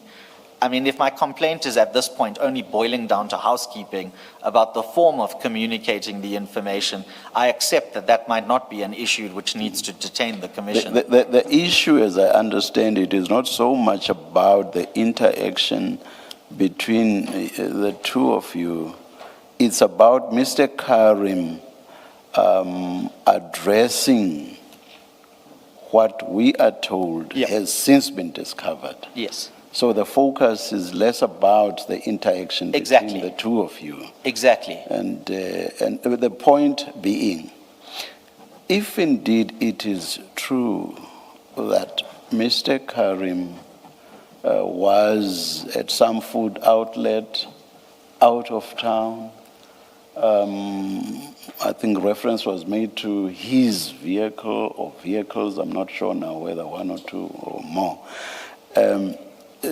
So point is, when you apply for the postponement, why is it, or rather when he, Mr. Karim, applies for the postponement, why is it that he should not, in the application for a postponement, deal with those? If he says, I was never out of town, I was never at this alleged food outlet, and therefore, my medical certificate stands, and it is to this effect. Nothing has changed. I do not see what the hurdle is, Mr. Karim, dealing with the new information on that basis. Agreed, but I think that's also I'm sorry, Chair. Yes. May I respond? Yes, please. Thank you, Chair. But that's the point, with all due respect, is that, remember, when we arrived here in front of you today, it was on the basis of what was known before my learned friend disclosed the new information. But now what's happening is new information is being introduced, which may need to be dealt with to justify future postponement, but the basis upon which we're here in front of you today is the different historical facts, not the new facts introduced now. But that's exactly why Mr. Karim is being afforded an opportunity. And it's not as if Mr. Shaskalson is saying, and we want Mr. Karim to deal with this now. No. And that's it. Mr. Shaskalson is suggesting to the Commission that Mr. Karim must be afforded an opportunity to file an application / affidavit dealing with these developments. So, in the light of that, I would suggest to you, subject to what you say, in the light of that, it should not matter much what you originally came here for today. Things have changed, and because things have changed, Mr. Karim is being afforded an opportunity. So unless other submissions are made, I do not see what the unfairness to him would be. Mr. Karim, because of these developments, bring an application which will be heard on Friday at whatever time. It could even be in the afternoon. And deal with these developments. Tell us why you are not able, for example, to provide the Commission with the information it required, or to give the necessary instructions to whoever may do so, to give the Commission that information. So in that application, he must deal with all of that. That's why. And issue, as I understood Mr. Shaskalson being, this information was requested a long time ago, and Mr. Karim has not provided it on the basis that he is not well.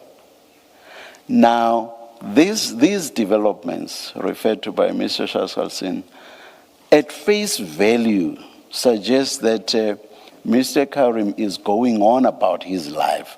That raises the question, if that be so, and underline if that be so, how can it be that he is not able, either himself to furnish that information or to do so through others? And he's afforded an opportunity to respond and say, I cannot, I simply cannot. And to do that, and to move the application on Friday. I'm not saying that's what we are going to rule, but that is what Mr. Shaskalson is submitting should happen. Yes, Chair, and I accept that. That's why, Yes. that's why I placed manner and form no higher than a concern, rather than using that favorite A word of ambush, and also claiming trial prejudice and fair trial rights. I was, with all due respect, simply placing on the record a more subtle concern from my client. That's all. And that's why I've resisted putting it higher than that. May I just say that in respect of the face value concern and the timing of the evidence and the way Chair posits to me what Mr. Chaskalson put to you, Chair, you've already heard me on that page 128 paragraph of the bundle as the explanation. But insofar as and this is now... Please take me to the relevant lines of the first paragraph. The first substantive paragraph, not the intro. Yes, the first substantive paragraph is about whereabouts. So that's inability to attend, to use my learned friend's phrase. In respect of the second paragraph, yes, you referred us to specific the explanation, lines. yes. Specific lines. If you look at the second sentence beginning on line 2... Starting after. We're not going to read it. No, we're not going to read it indeed. But is that the one starting after? No, given. Oh, given. On my side, I have given. Oh, okay. All right. I'm indebted to Commissioners Baloy and Kumalo. I thought you referred to the first paragraph as well. Yes, So I had no problem at all with the second or the last paragraph. Yes. So what I was raising with you was, please direct me to something on the first paragraph. So are you saying you said nothing about the first paragraph? The Chair, just to be clear. The first paragraph starting Mr. Karim. Well, the problem is they both start Mr. Karim. Oh, let me look. Has been. The big paragraph. Okay. So Mr. Karim has the been. bean paragraph, if we can call it that. Yeah, do you have lines you want to refer to? No. There? In the bean paragraph is the whereabouts explanation. Okay, And if I have to point you to particular lines, I would say from the date mentioned in Okay. 3, running on to 4, as it continues. And then there's an Okay. explanation there which I don't need to go into. Okay. And then in the second paragraph, Yes. the remains paragraph, not the been paragraph. In that paragraph, I would ask you to look at the second line, the second sentence starting given. And I would say that that second sentence, which runs on to line 4, ending before the word his, is the critical one regarding inability to explain. The third sentence, which starts his present, that also adds color, but the critical one is the sentence I've highlighted. So that's the face value explanation. That's the response to Chair's point about face value and explanation. But Chair, can I, on my fifth point, I said to you 5 points briefly. It's not that brief, but fifth point briefly, is the timetable. I've heard my learned friend where he's given 2 options for the timetable. He says 10 o'clock tomorrow, reply by 6 o'clock, Friday 9:30 for argument. Alternatively, if I'm not mistaken, he said 1700 hours tomorrow, 1000 hours, they'll respond the next day on the Friday, I think, and then we'll argue on the Friday afternoon. Can I just make 2 points about that? Obviously, the first one is obviously we're in your hands regarding your directive and the timetable for the hearing of that application. Before we entered the room, I did specifically ask my learned friend if he would consider our ability to have that argument next Friday, because you will know that in the correspondence there's consistently been the issue raised about our ability to take instructions directly from Mr. Karim and having to rely on the medical practitioner and the family. And so there might be practically some delays in obtaining the level of specific instructions that we have to now obtain. But as I say, I'm in your hands on that. You will direct as you need to direct. The second point, and I think my learned friend and I have reached an in-principle agreement on this, but if I'm wrong, no doubt he'll correct me in reply, is that Friday, insofar as, I'm just using Friday as the placeholder date, Friday, insofar as we end up needing to discuss medical conditions, hospitalization dates, even identity of the medical practitioner and the speciality that they may or may not specialize in, obviously impinges potentially on my client's medical privacy rights, and also around causing unnecessary public, in an open sense, public speculation about his state of being or not being. And I've already flagged with my learned friend that we might need to be because for the exact reason that I can't read to you what the contents of the medical report actually says, I have to use all these sideways descriptions of directing your attention to content. It might be appropriate for us to have that debate at least in camera without the journalists and the outside world reading in, to the extent that we need to go into that medical history and the details. So never mind the timetable issue, Chair. I think in addition to, if you direct that we have to bring the formal postponement application in the way that it's posited, I'm giving advance notice to you as the Chair and the Commissioners, and I've flagged it and I've discussed it with my learned friend, and he was very understanding, I'm grateful, that we might need to then have that as an in-camera session so that my client's medical privacy rights are protected and his dignity is not unduly impaired as a result of what information we, as the Commissioners, the evidence leaders and his legal representatives, need to have a frank debate about in a way that still manages to protect him. So, Chair, those are, may I just check with Ms. Matlala, who usually holds the purse strings?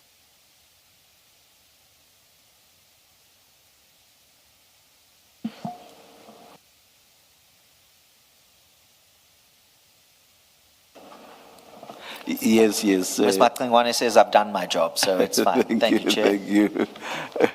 Mr. Shaskalsin, any reply? Brief reply, Chair.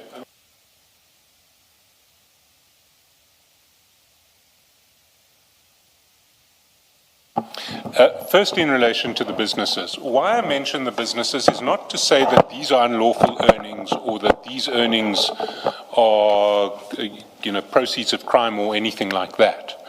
It's to say there is a very substantial business group that is carrying on in the apparent absence of Mr. Karim. And if the group can carry on in the apparent absence of Mr. Karim, then it's not clear to us why we can't get, through a simple request from Mr. Karim, details like financial statements of 3 of those companies in the group, the identity of the auditor of 3 of those companies who we still haven't been able to ascertain from repeated requests to Mr. Karim.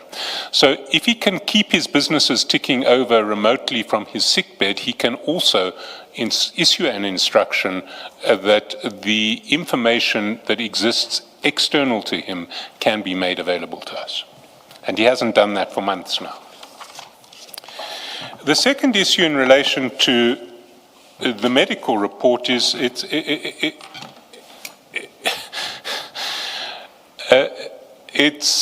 curious to hear my learned friends saying we haven't impugned the validity of the medical report, because last time we were here, you'll recall that there was a suggestion on the table that Mr. Karim should make himself available for independent medical examination, and we were told, oh no, you don't have the powers to do that. You're not a high court with powers under the rules, you can't do that. He won't make himself available without you, and you don't have the power to do that. So now we're told you can't examine him, you can't get an independent medical report, but when you have extrinsic facts which give reason to doubt that he is unable either to appear or to furnish information that you've asked, you cannot raise them because you're not impugning the medical report. Well, they can't have it both ways. If Mr. Karim wants to make himself available for our own independent psychiatric or other medical examination, we will do that. And we will arrange that an appropriate specialist dealing with whatever medical conditions he has raised, which range across a very wide spectrum, are investigated and a report is furnished. Finally, I want to emphasize one particular misconception, and it is this. Mr. Karim comes here asking for a postponement without making a postponement application. We have information that makes us concerned about the bona fides of his claim to a postponement application. We are giving him advance notice so that his postponement application can address those issues on which he will have to satisfy the Commission. He seems to proceed from an assumption that he can have a postponement if he wants one, and it's for the Commission to show that he shouldn't have a postponement. It works the other way around. He needs to satisfy the Commission. And in order to satisfy the Commission, he's going to have to address these concerns that we've raised. That's why we've raised it. And that's why we've raised them informally, and that's why we've raised them in advance of a postponement application. In relation to the timetable, we have suggested Friday because we have had a succession of witnesses this week who were scheduled who have not appeared and who are not appearing. So scheduling this postponement application on Friday will no longer interfere with evidence time that we have scheduled. We've had, in fact, all 5 days of scheduled evidence, originally scheduled evidence, or 4 of the 5 days of originally scheduled evidence this week fall away because of postponement applications. So this Friday is not going to interfere with scheduled evidence time. If we get to next Friday, we will interfere with scheduled evidence time. And the debates in relation to Mr. Karim's evidence and appearance and non-appearance have thus far taken up days of Commission hearing time, and we don't have days to waste. So we want it done this Friday because this Friday currently is a day which is sitting fallow. As far as the in-camera concerns raised by my learned friend go.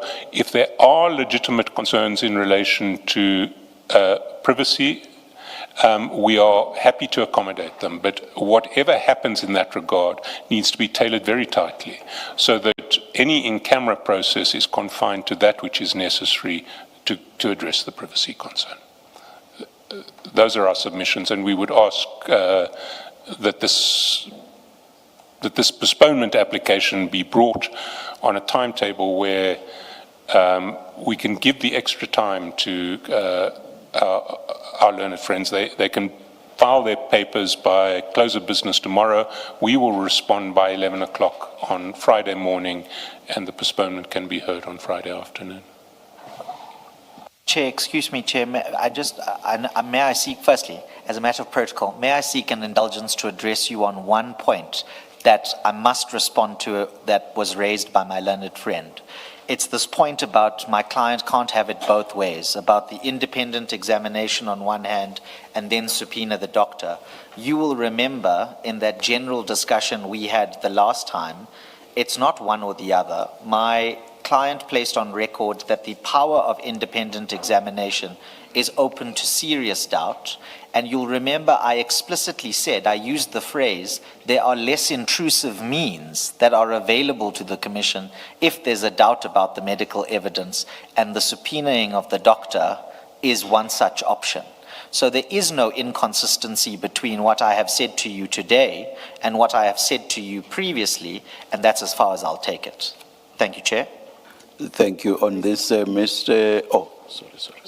Mr. Premier, I understood Mr. Chaskalson to simply be making the point that you are not correct to say this medical certificate has not, no doubt has been cast on it. And all he was saying was, we have said he should go for an independent examination. That's the only point I thought he was making. Then please strike what I've just said from the record if I was incorrect in my understanding of what my learned friend said. I just wanted to make sure on the record that there's no ground to suggest an inconsistency. And that's as far as I'll take it. Through you, Chair, obviously. Thank you. Thank you, Mr. Premier. I guess there's no need to respond, or is there, Mr. Chaskalson? No, Chair. Thank you. Just one aspect. I assume that the several issues you itemized are the sort of issues that would have to go to a ruling or the ruling, or not? Remember, you itemized a few. Yes, I've certainly itemized. I'm not suggesting they should go into an order, but if they aren't responded to if they aren't addressed in the postponement application, we will ask the Commission to draw its own inferences. We proceed on the basis that Mr. Karim, through his legal representatives, has heard the issues that you itemized. Just in fairness to Mr. Karim's legal representatives, maybe I should run through them again. And what we were asking for was the dates on which Mr. Karim has been admitted to hospital over the last 4 months. Just, I see the paper is being sorted out, and I think when you started, they were not ready yet. Please, Mr. Chaskalson. Yeah. The dates on which Mr. Karim has been admitted to hospital over the last 4 months, the dates on which Mr. Karim has attended medical consultations over the last 4 months, his travel movements over that period, how he traveled to Cape Town in the last week, if indeed he or beforehand, if indeed he has traveled to Cape Town. And it seems that he has traveled to Cape Town because one of the medical reports speaks to hospitalization in Cape Town. Whether Mr. Karim has attended social engagements over the last 4 months, whether he has played a role in the management of his business over the last 4 months, and if not, who has been responsible for the management of his businesses. And Chair, as a clarity, I think Mr. Chaskalson's extension of the travel arrangements covers Commissioner Kumalo's supplementation of the original list, so to speak. And let me just clarify where it comes from. In his presentation, Mr. Chaskalson said they have information that he has been traveling from the northwest. So I know that there's no airport in the northwest, so unless he drove to Cape Town, I'm assuming he would have flown from either OR Tambo or the other airport. I can't remember what it's called for now.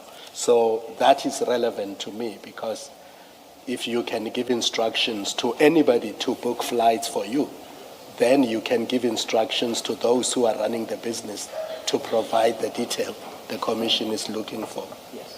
Yes, thank you. Thank you, Chair and Commissioner Khumalo. Oh, just, yeah. Perhaps, before, I'll give you a chance, Mr. President.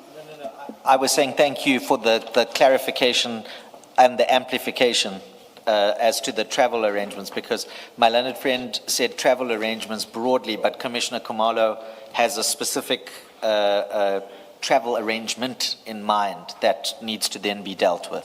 That's what I was saying thank you for. Thank I'm you. indebted to Commissioner Baloy. Thank you. And Mr. Shaskalsin, perhaps it's best for you to just give a piece of paper to your colleagues. I'll do that immediately after the Thank you.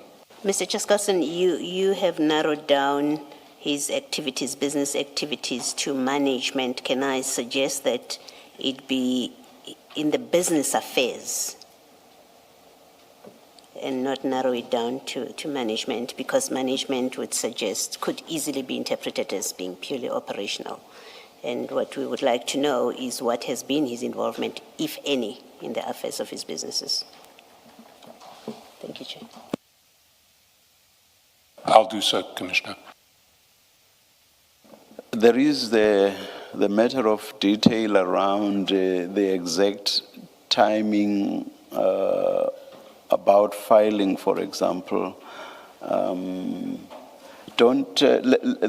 Let's leave you and Mr. Premit to discuss that detail and even the time when the application should be heard. But let me upfront say that the decision I make is for that postponement application to be heard this coming Friday.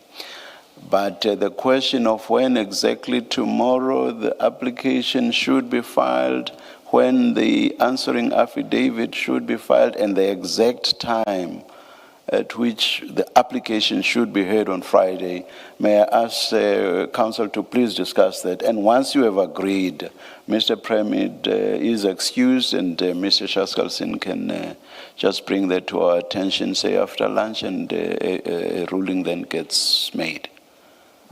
Thank you, Chair. We will do that. Chair, may I please just ask a clarity, and I'm sorry to do this, but you'll remember on the last occasion when I argued for an in-camera application in front of you, part of my submissions was to say, well, the horse is already bolted, because in trying to justify the in-camera, we went to the details. I've already flagged the fact that there's going to be a request for in-camera.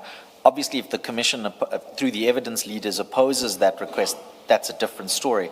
I'm just flagging now that come Friday, it's not just the postponement that might need to be determined. There would also need to be consideration of the in-camera and how it is going to be argued in front of you in a way that balances. Yes. If in the light of what Mr. Shaskalsin said, which I thought was quite accommodative, if that will still be an issue, let's consider that if and when it arises. Perfect. I'm indebted. And Chair, can I suggest something else? That pending Friday, this Commission issues a ruling essentially stopping speculation about Mr. Karim's trying to contain speculation about Mr. Karim's medical condition pending Friday, because the issue is going to be, I don't know how to formulate it, but I do think that there is a risk that coming out of today's hearing, there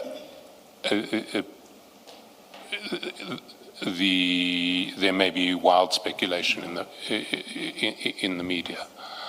Can I speak to Mr. Premit about that, and when we come back to you with a timetable, we will do that. We will include a proposal in that regard, but it may be I don't know how we take that further.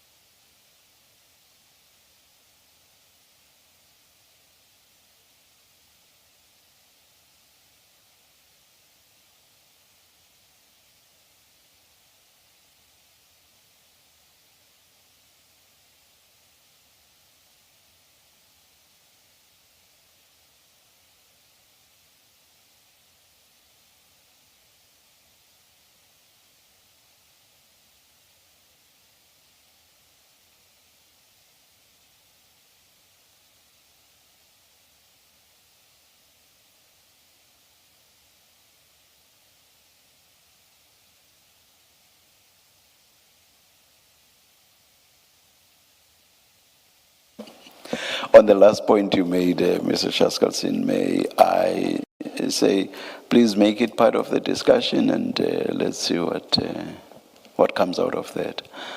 We are subject to what Ms. Silo says. We are minded to take an early lunch and come back at 1:45. But of course, we will hear Mr. Shaskalsin first. If Mr. Premier will not be coming back for whatever issue he might still want to address. If there's agreement and there's a draft ruling, then Mr. Shaskalsin will come back and... I'm indebted. That's very kind. Thank you. Yes.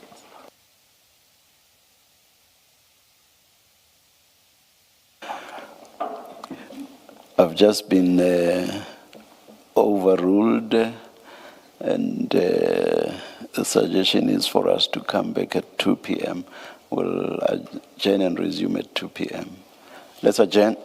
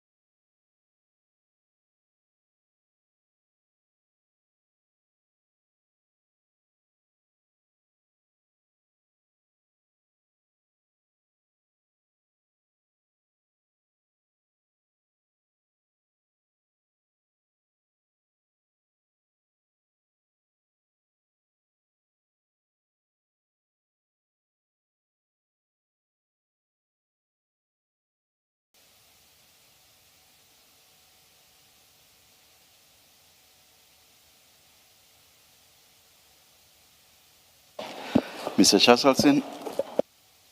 Thank you, Chair. Mr. Premier and I were happily able to reach agreement relatively easily. I have an agreed ruling. Unfortunately, I've had printing difficulties, so if I might read it out to the Commissioner. So, the first paragraph is that the postponement application is set down for hearing at 1400 hours on Friday, 17 July 2026.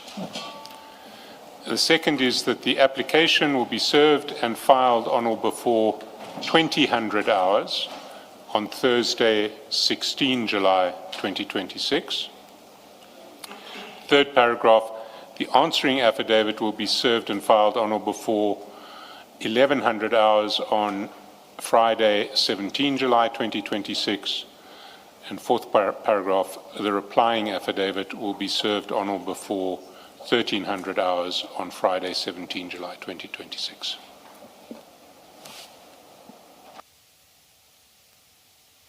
A ruling is so granted. Thank you very much, Chair. May And I now be excused? you are excused, Thank Mr. you. Chasselson.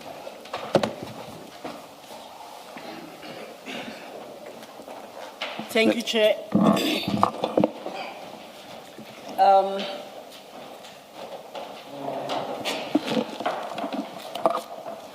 I have some technical challenges, Chair. There's a document I need to start with. I have it in my electronic version, and we are trying to locate it in your printed version. If it would help in any way, it's Commissioner, A32. let me say this. Commissioner Kumalo has a way of finding documents for us. That's- Maybe what you should do is just to describe it sufficiently. He will probably find it for us. That's exactly where I was going, Chair, to tell that it's A32. It's an affidavit by the witness seeking, I think, an arrest warrant. It's A32 in the docket. I have it, I can project it, but we're trying to find the file number and the page number for your purposes so that we work through it. And I've considered all possible clever means of doing so. And I must say that thus far, it looks very encouraging with Commissioner Kumalo, Chair. Apologies if I've put you on the spot, my colleague. But perhaps while we do so, I wanted to, it's midday, I haven't done the preliminaries, my apologies. Good afternoon, Colonel. It's as if we're continuing from morning. Colonel. Good afternoon, Chair. Good afternoon, Commissioner. Good afternoon, Council. Good afternoon, Colonel. Good afternoon. Thank you. Commissioner Baloyi had some questions for the witness, I think, regarding the Section 27. Yeah, Section 27 affidavit, I think, from yesterday. It wasn't finished. But I wanted to move from that to jump back to Section 27. But perhaps I perhaps should allow Commissioner Baloyi to deal with her issues regarding that affidavit. I'll come back to it. When I come back to it in my plan, that should work.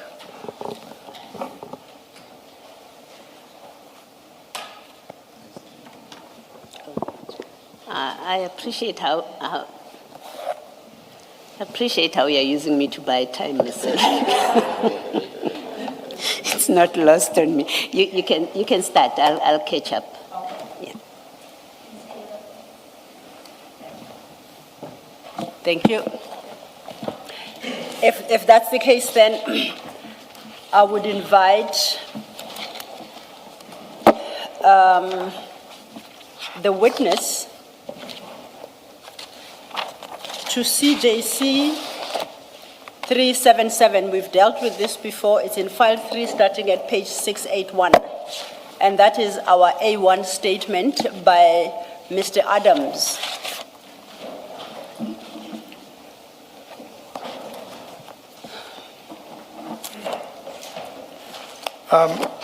CJC 377. Chair, before we continue, may I just come and say, give some input? I think since yesterday, there were three things that I said I will be guided by you, Chair, on aspects, as we discussed, on confidentiality and the docket, which is currently before court. So what I want to bring to Chair's attention, the A1 state... Sorry, I made a serious mistake. Good afternoon, Mr. Bodlani. And apologies for not recognizing you or greeting you. Good afternoon, Chair. Good afternoon, Commissioners. And apology accepted. It doesn't happen every day that the apology comes from that side of the table. But we take it. Thank you. Thank you. Thank you, Chair. Can I proceed? Yes, please, Colonel.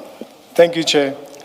I think after yesterday's proceeding, Chair, and as the investigating officer in the matter of let us call it the Mukwele docket that is before court, the A1 statement forms part of the docket which is before court.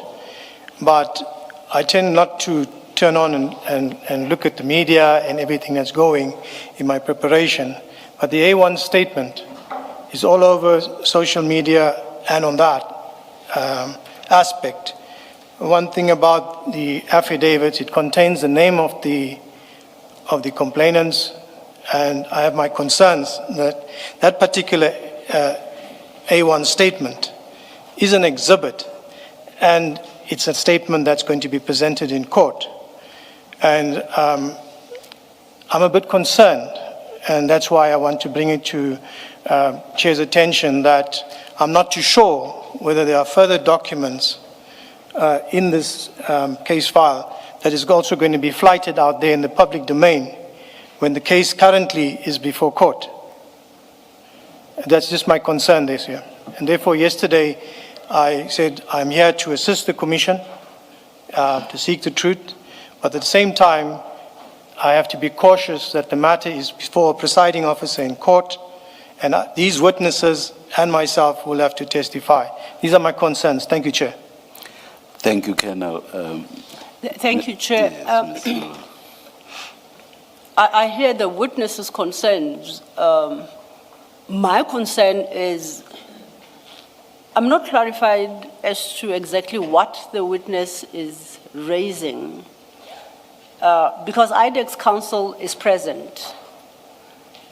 And what I think I deduce from what he says is that we should not dig into this particular docket because it's before court. We are back to that sub judice issue.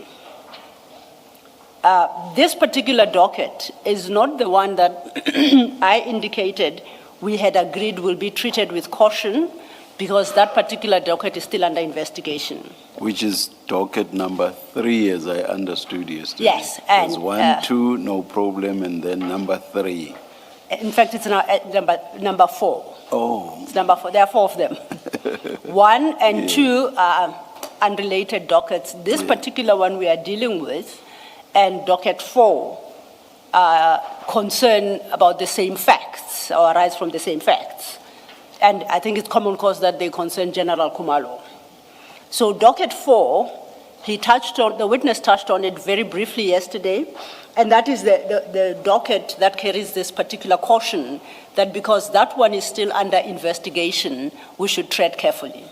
This current docket is the one, the charges for which General Khumalo and other members of the panel were arrested, have appeared in court, are on bail, and we confirmed that there are no further investigations in that matter. The docket in its entirety has been fully disclosed to the accused to prepare for the criminal trial. It was on that basis that it was decided that they will not pursue the confidentiality rights insofar as this particular docket is concerned. So if that is where we landed yesterday, that we will not apply confidentiality to this. How I understand the witness is raising a sub judice point, precisely the point that IDEC yesterday said it was no longer pursuing. That's why I say how to deal with it, perhaps I would require to get a better understanding, because now I'm in a space where the witness is reviving an application that has been disposed of on the basis, as we mentioned to the chair yesterday, and he placed on record. So is he reasserting the sub judice rule to this docket? If not, is he invoking the right to confidentiality to this particular docket, in which event then we would have to have a full-blown argument as to why confidentiality attaches to this document. But at the same time, it is unfair for me to have that debate with a witness, because it's a legal debate in circumstances where it's represented. So maybe Mr. Botlani would like to come in and explain where we land. Do we reopen that application for argument, or what do we do? Thank you. Chair. Thank you, Ms. Hillo. Colonel, I was going to invite Mr. Botlani to be the person who addresses us on this issue. I do not know whether before raising the issue you had alerted him to the fact that you were going to be raising the issue. I do not know. Perhaps let me hear from Mr. Botlani. Thank you, Chair. Yes. I don't understand the concern raised by the witness to be an invitation to the opening of a debate that we've had with our colleague and have closed it in the manner that we have. Indeed, I gave counsel before these proceedings resumed this afternoon. The concern, as I understand it, is the documents being made public. I think it's the flighting of the documents, not that questions on the document cannot be asked. That's not what was referred to me by the witness. So him being asked questions on the documents, it's something that he accepts has got to happen, because otherwise would be hindering this commission from doing the very duties that it has to discharge. But his concern was, as indicated to me, the documents now being available out there in circumstances where some people are still going to deal with them in court. That's what was relayed to me. Not that our colleagues should not ask him questions about the documents. All right. If some of the questions, because I heard the Colonel even refer to names of people, there is names that may be appearing on the documents. How should the documents be treated? Should there be a need to refer to the names in a context where it's quite clear that that's based on the content of the documents? How are we supposed to deal with it? It's a difficulty. I've tried to consider it with my colleague, Mr. Ramatsek Sanyami, but we couldn't come up with a mechanism. Because indeed, one cannot say this is a linear process where one can put a blanket statement and say there shall not be reference to names. There are going to be circumstances where the context suggests that reference must be made to a particular name. For instance, if one speaks about the A1 statement, for instance, somebody deposed to it. It's there. And one is not going to be able to speak about the A1 document without speaking about the person who deposed to it. And sometimes even the point being made may only make sense if specific reference is made to the person. Indeed. Yeah. The A1 statement being, for instance, a case in point. I'm in the hands of the commissioners, really. There is no mechanism that we could come up with as to how do you deal with circumstances such as this, especially, for instance, the docket that we're dealing with. We know that it has been discovered. It is out there. The accused have had access to it. If I may ask, what is this the same one? Is this the same one we dealt with yesterday? Confirm, Chair, it is. Oh. Yeah. What Mr. Law has done is to refer to page 61 thus far. Or 681, I'm sorry. 681, correct. Yes. Yes. And we've been dealing with this document backwards and forwards. So I don't quite understand how the issue arises all of a sudden today. That is the kernel's concern. I know it's not your concern, the kernel's concern. We dealt with this document backwards and forwards yesterday, and we referred to, there was it in this one? Yes, there is reference to names here, but of course, in paragraph 3, that's reference to the people that were being investigated. But with regard to just this one document, I do not quite get it what the issue would be or what the concern would be. I follow you, Chair, because insofar as the document that appears at page 681, to the extent that we went in and out of it yesterday and mentioned names, there's no undoing that. Yes. There's no taking back, for instance, reference to a Mr. Adams, because it was done. Yes. So I do understand what you're putting to me, that how does it arise, because this is not a new document. Yes. I again understood that concern, perhaps, even though I'm not able to proffer to you a solution to the concern, to be referring to not necessarily this document, but further documents. But your concern is where context dictates that reference must be made to a particular name, how does the Commission deal with it? I'm not able to proffer assistance, unfortunately, to you. But insofar as the document before you now, if, for the lack of a better word, damage has been done, there's no undoing it now. Thank you, Mr. Boljani. I don't know if you want to respond, but Yes, my inclination is to rule that we continue as we did yesterday. We are not talking about any other document. It's a document that we engaged with at length, you, my co-commissioners, and me.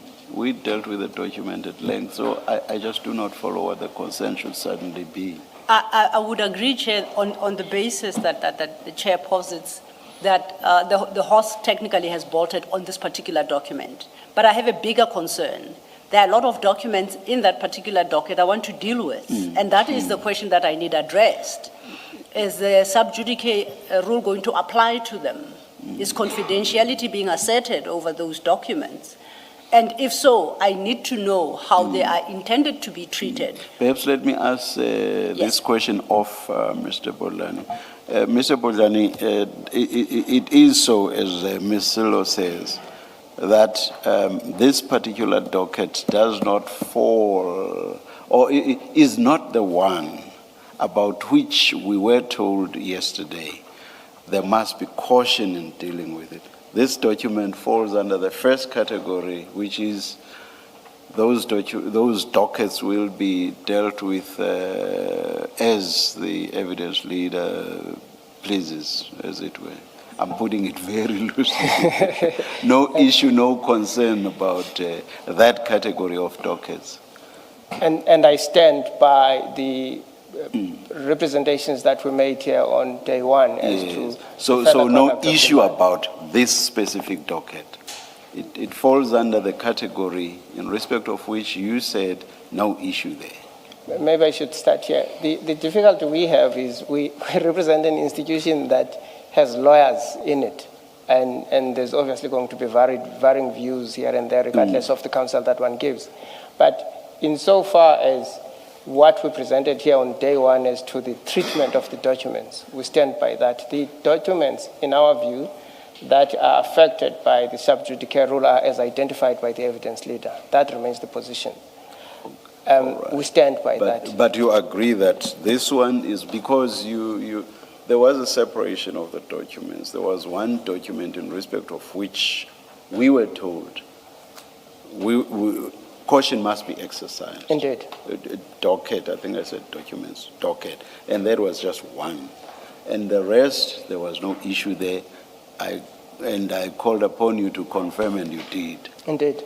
So And I stand by that confirmation. yeah, that's how we should deal with it. If this falls under the category in respect of which there is no issue, let's deal with it on that basis. And it should not matter whether IDEC has lawyers, as Mr. Bodlani said. That shouldn't matter. Thing is, when Mr. Bodlani came, we assumed that he had instructions. And based on those instructions, he adopted the position that he did on the first day of the hearing. And we should proceed. On that basis, Chair. Yes, along those lines. For avoidance of doubt, Chair, and just to be clear, we are proceeding with the docket on the basis as we concluded yesterday morning. Yes. So no confidentiality attaches. There are no restrictions to what I can extract publicly from that docket. That is very key. Yes, yes. Because our hearings are public. Anything that is ventilated in this room must be done so publicly. That includes flighting the documents. That's part of the public hearings. Unless confidentiality is asserted in terms of Rule 10.4. So we can't be between seats. And as I understand Mr. Bodlani, I think I agree with him that we had a decision yesterday. There are no restrictions absolutely on this docket, except the usual Poppy Act. Yes. Otherwise, we deal with it as it's necessary. That's how I structured how I'm dealing with the testimony of this witness. The witness seems to want to backpedal that and assert some level of confidentiality without necessarily invoking Rule 10.4 in its entirety. So if that's where we land, and IDEC's counsel and I are clarified as to the position regarding this particular docket, then perhaps I'll call upon the chair to explain to the witness. I think based on what Mr. Bodlani said, the issue is resolved. I will just say, purely as a matter of courtesy to the Colonel, you have legal representation. If you have issues or concerns, you should raise them with your legal representatives before we come in, so that submissions are made by your legal representatives. We cannot have a situation where you address us on legal issues when your legal representatives are here. So from where I'm sitting, the issue is resolved, and this is not anything new. It's on the basis of what was agreed yesterday. And I would assume that you were part of the agreement, or you or IDEC gave instructions in that regard. So from where I'm sitting, the ruling is that we proceed. Chair, may I respond? All right, let me... Thank you, Chair. Let me set the record straight first, Chair. Yes. We are here for a purpose, and that is to assist the Commission. Yes. And to get down to the truth of what is there. Yes. My concerns have been relayed to Council. They are aware. My concerns was also during the consultation process given to the evidence leader. And that was that the matter, the docket, is currently before court. So, but what I want to say, I do not want to come across like we want to hide anything. So when we started the process yesterday, there was no problem. And I said, Chair, if you will remember, I will be guided by you, because as the Chair, you would know where, where the docket, entry into the docket has been, we will probably have prejudice in it. My concern is that the A1 statement was flagged and it was posted all over social media. So we've dealt with the A1 yesterday and the questions that were asked there, which I responded to uncomfortably. But the main thing is, what other documents are going to be flagged? How these documents get onto that platform has everything to do with the fact that they are being flighted.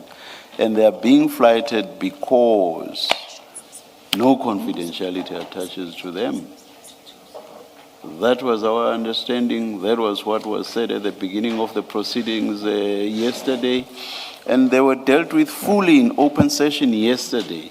So I would not understand why there should suddenly be an issue just because they happen to be out there on that platform, that is social media. We have no control over that. Once they are public, they are flighted here, people can grab them and do with them whatever they will. Yes, So Chair. it's you either claim confidentiality and say the documents should not be flighted, which has not been done here. There's been agreement that they can be, or rather, they can be flighted publicly. They can be dealt with publicly. So, or you could have said, no, they should not be. I'm claiming confidentiality for ABCD reasons, and then the commission would decide whether or not it agrees with what you say. That is not what happened. So I cannot understand why at this late hour you should be raising the issue that you are raising, just because you happen to see the documents on social media. It cannot be. I understand, Chair. Yes. But what I'm saying is that... Can we please move on? You have your, if you want us to adjourn, and I can give you 5 minutes for you to adjourn, we cannot be addressed by your legal representatives and by you on a legal question. We should have been resolved between you and your legal representatives. May I request that You give instructions to your legal representatives. We can't have you, Mr. Bojani has said there's no issue with this. You are suggesting that there is an issue. What do? Do we reach a decision between contradictory positions placed before us by you on the one hand and by your legal representatives on the other hand? That's the most awkward situation I've ever seen. If you want us, we can go out for 5 minutes and come back once we've been told to come back. Could I request that adjournment for 5 minutes, please? Yes. We'll come back when we are told to. Let's adjourn. Thank you, Chair.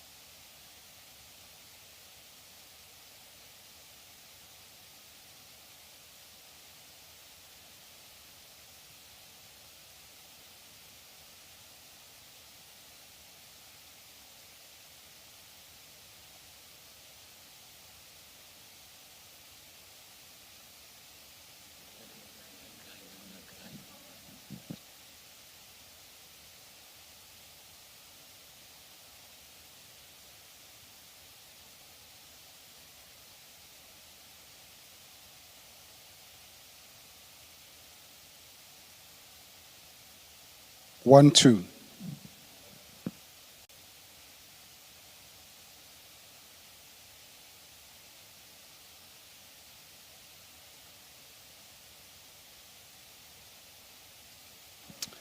All right, we are ready to resume. Please, you know what to do with your devices. Thank you.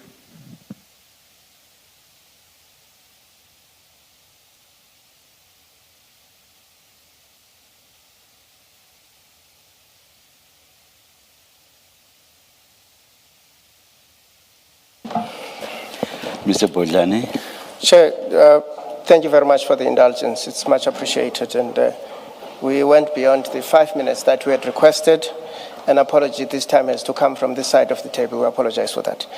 We have had time with Mr. Pateachi and explained how the process works. In fact, it was not the first time that we did so. He understands why we are currently where we are. There's no dispute about the fact that the dogging issue is with the accused. Nobody knows what he's doing with it. Nobody knows to whom has he revealed whatever content is there. And we've tried to explain those concepts to him and how they impact this process and why it is not available to claim confidentiality, subject and so on. He's ready to testify and he's going to answer questions that are put to him on the docket. Thank you, Chair. Thank you, Mr. Bodlani. And I too must extend my gratitude to my colleague, Mr. Bodlani. I'm happy that we could at least find common ground on this issue. It will facilitate our going forward. It's a pity that we've lost the time we've had, but I believe that going forward it will be a smoother run now that these issues are clarified. Thank you, Chair. Mr. Pateachi, and I must thank you as well for engaging with your legal representatives and for facilitating that we reach the point that we have. Thank you. Thank you, Counsel. As I indicated, we want to work together and to cooperate, but I cannot keep something inside when it comes to the witnesses. I had to lay it down, but I understand now, Chair, and we can carry on. Thank you. Thank you so much. I had said we will start at CJC 377, which will be in your file 3, starting at page 681. That, as I had indicated, is the A1 statement in this matter that we engaged with yesterday.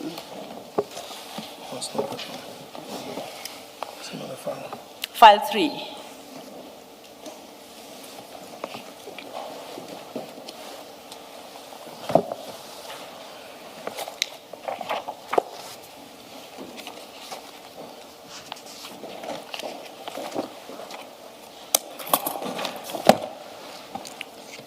You found it, thank you. And I think it is necessary that perhaps I give you a sense of where our engagement today until it ends, where I'm trying to get to so that the commissioners can have the right understanding and to draw conclusions that they will in time do so on the basis of fact. So I bring us to this document because for purposes of your investigation, this is the start point. Do you confirm that? Yes, Chair. Thank you. So we will be looking at where you started up to where you ended with General Kumalo, General Lushaba, and Madondo being criminally charged. So those are the two end points. Then we will work through the steps until we get to the end. That is the ultimate purpose of the next exercise, okay? So then if we, on this document, on CJC 373, if you could turn to page 683, you are now 681, just go to 683. And we looked at this document yesterday, and we agreed that the issues raised in the A1 are in truth at paragraph 2 and paragraph 3. Because paragraph 1 introduces who the deponent is, And paragraph 4 contains the views expressed by the deponent insofar as the contents of 2 and 3 are concerned. And the last one just simply confirms that he does not have an objection to taking the oath. So the meat of this document is 2 and 3. My reading, and I want to test with you, is paragraph 2 as couched, which speaks of involvement of these high-ranking police officials in the manipulation of promotional and security vetting processes to unduly benefit a civilian person. My reading of that is that it speaks to potential criminal activity. Would you agree with me? Or? That's correct. Then I go to paragraph 3. Paragraph 3 speaks to highly skilled and qualified senior police officers who applied for the post being overlooked by the CI management who favored Mrs. Mukwele over them. Correct. Now, I analyze that to be definitely not criminal, based on the facts stated there. It sounds more like a HR complaint. Would you agree with me, or do you consider those allegations to point to criminal conduct? Yes. Please. Oh, I wanted you to please start because you spoke over each other. Okay, we are now in paragraph 3. So we have agreed as to the allegations in 2, what they potentially point to. So Yes. I say, from what's in 2, that points to potential criminal conduct. That's correct, Chair. Okay, then I turn my attention to paragraph 3, and I say, the deponent states that he was informed that there were several highly skilled and qualified senior police officers who applied for the post but were overlooked by the management who favored Mrs. Mukwele over them. Full stop. Now, I say my interpretation of that is this particular paragraph speaks more to HR issues regarding promotions and appointments and does not suggest any criminal conduct as worded.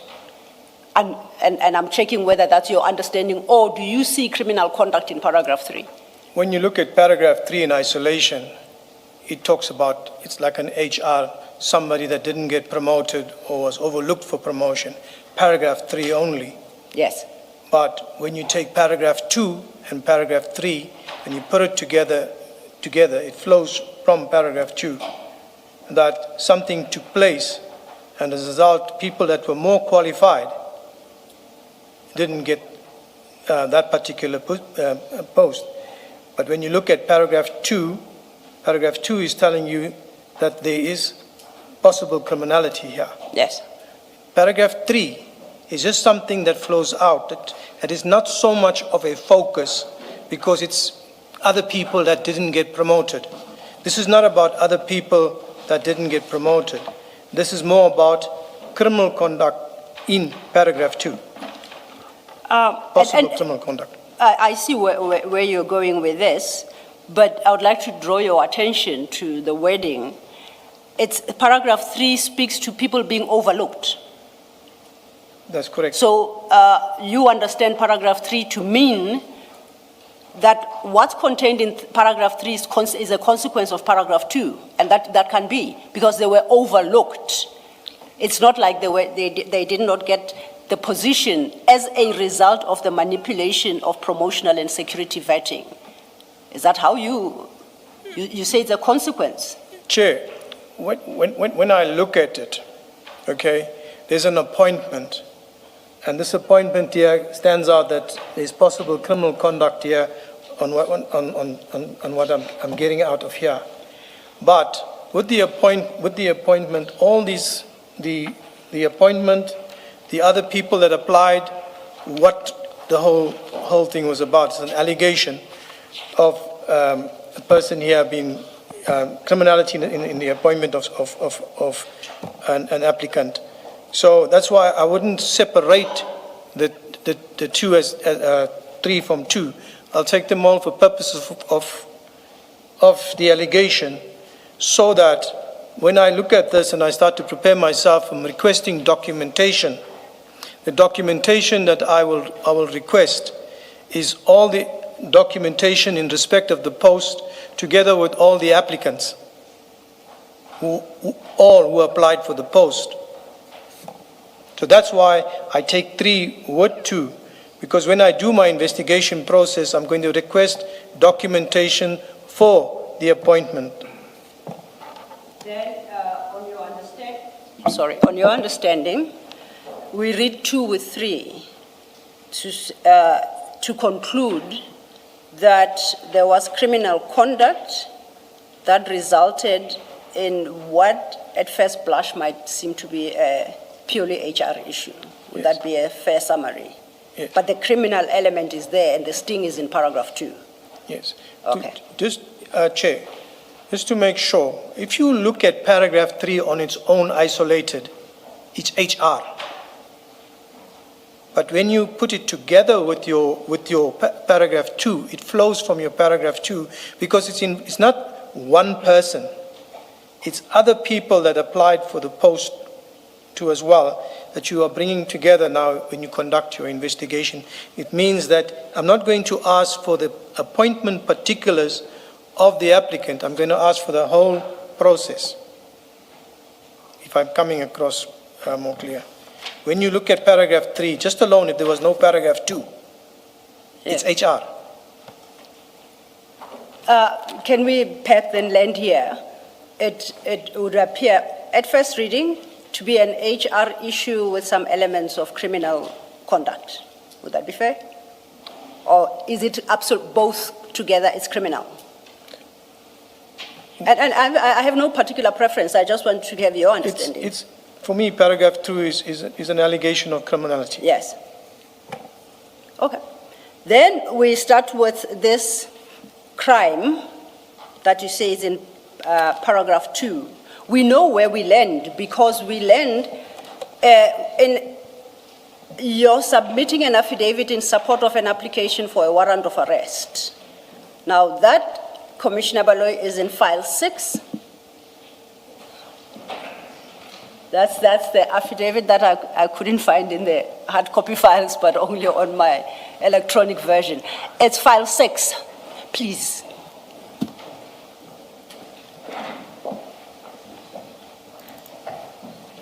At page 2373.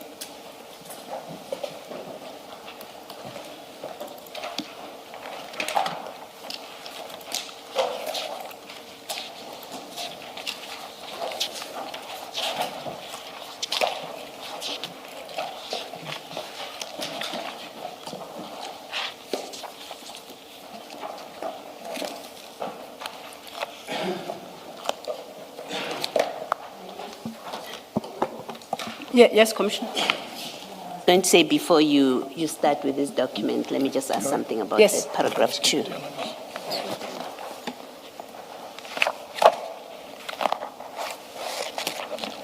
Two, 373.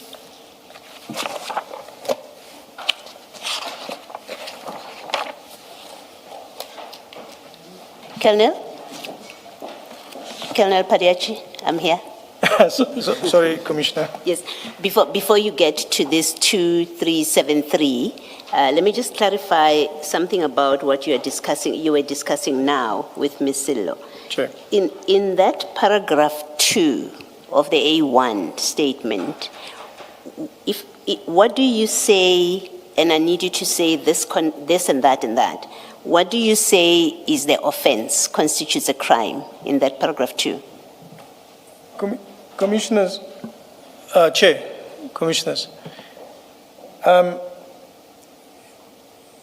these unlawful appointments, it's not something uncommon. But what people don't understand, that when you appoint somebody and you give them a gratification, the giving of that appointment or employment and the receiving of that employment amounts to corruption in terms of the Corrupt Activities Act. Okay, you're moving too fast. You're wanting to enter a discussion that is still going to happen. Yes, yes, yes. We will still get to that topic.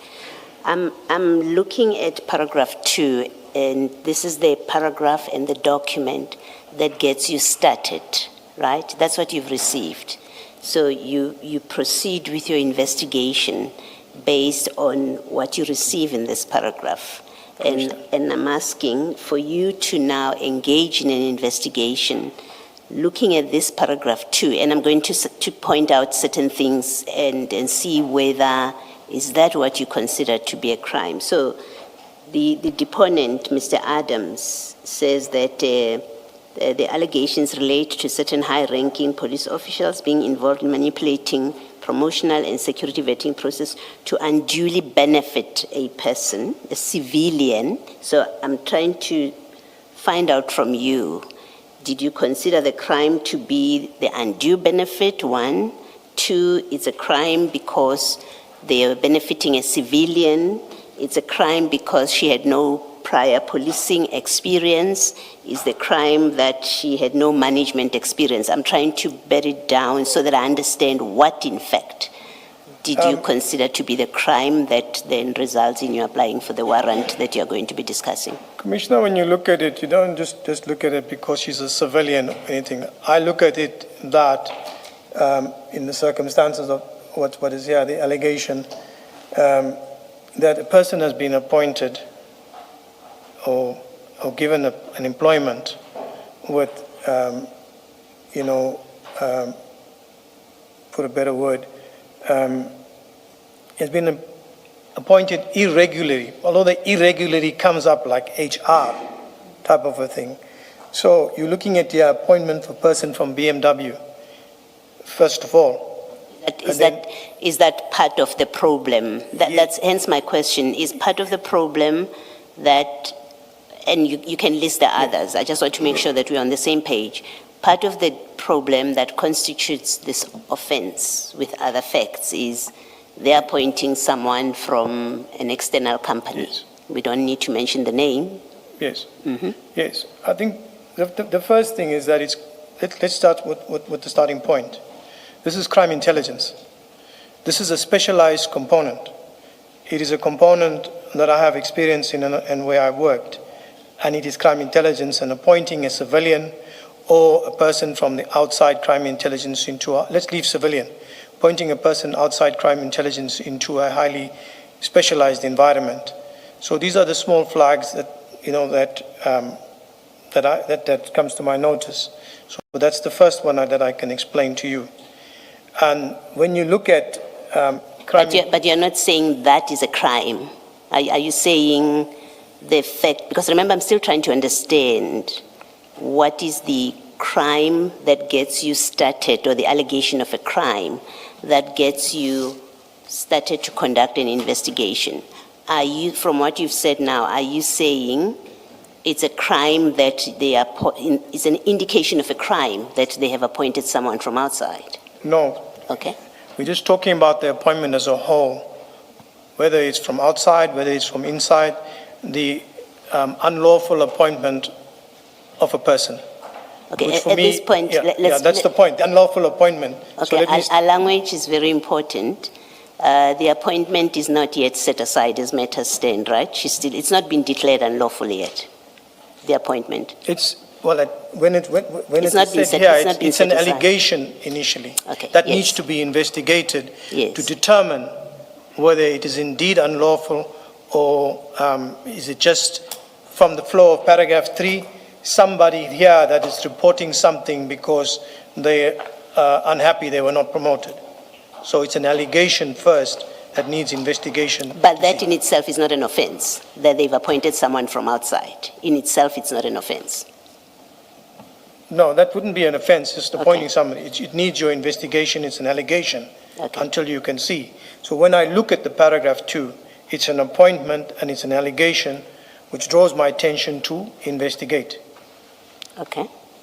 So that's it. That's all that made you think, there's an offense here, possibly an offense. It's that it was an appointment of someone from outside. It's not, as I said, Commissioner, it's an alleged unlawful appointment. As I say, it doesn't matter whether it's from inside, whether it's from outside. It's an alleged unlawful appointment of a person with no experience. Okay, thank you. Just one question. I don't want to go into detail. Do you accept that in this specific case, the advert invited outsiders to apply for the post? So it was not an internal advert limited to people within crime intelligence. So even I could apply for this position. Chair, Commissioner, at the moment, at that time, I did not have a copy of the advertisement. Sitting here now, do you accept that the advert invited outsiders to apply for this position? That it was advertised externally, I got to know when I received the documents, Chair. So sitting here now, do you accept Sitting that yes, now, that I confirm that the advert was an external advert. Sorry. Colonel, you must wait. Thank you, sir. Sorry. Don't speak over a commissioner or even Mr. Law. We will have serious transcription problems, please. Understood. Please repeat it. Apologies, Chair. Colonel, it's a simple point. I'm not talking about in 2024, although that's the fact I'm referring to. You are sitting here now giving evidence. Sitting here now, do you accept that the advert that led to the appointment of the brigadier invited outsiders to apply? That's correct. It's an advert. Yes. So if an outsider did apply, limiting ourselves to that question only that it was an outsider who was appointed, there's nothing untoward with that, because that was the whole point of the advert, that outsiders are invited to apply for this position. Yes, Commissioner. Yes. Thank you, Commissioners. I had understood, perhaps I'd misunderstood you. I'd thought the sting of paragraph 2 to constitute criminal conduct lies in the act of manipulation. Did you so understand it as well? Or because that's what I thought you had agreed with me about, but from your engagement with the commissioners, it would appear that now perhaps I didn't understand you correctly. So that then, just so we are clear, what did you say is the criminal act in 2? I thought you and I had agreed that it's a manipulation, but you seem to now hold a different view. Just to clarify, what is the criminal act? Remember, avoid or resist the temptation to go forward and claim information you subsequently acquired. As you read it, the words in front of you, in which word of those many lies the criminal conduct?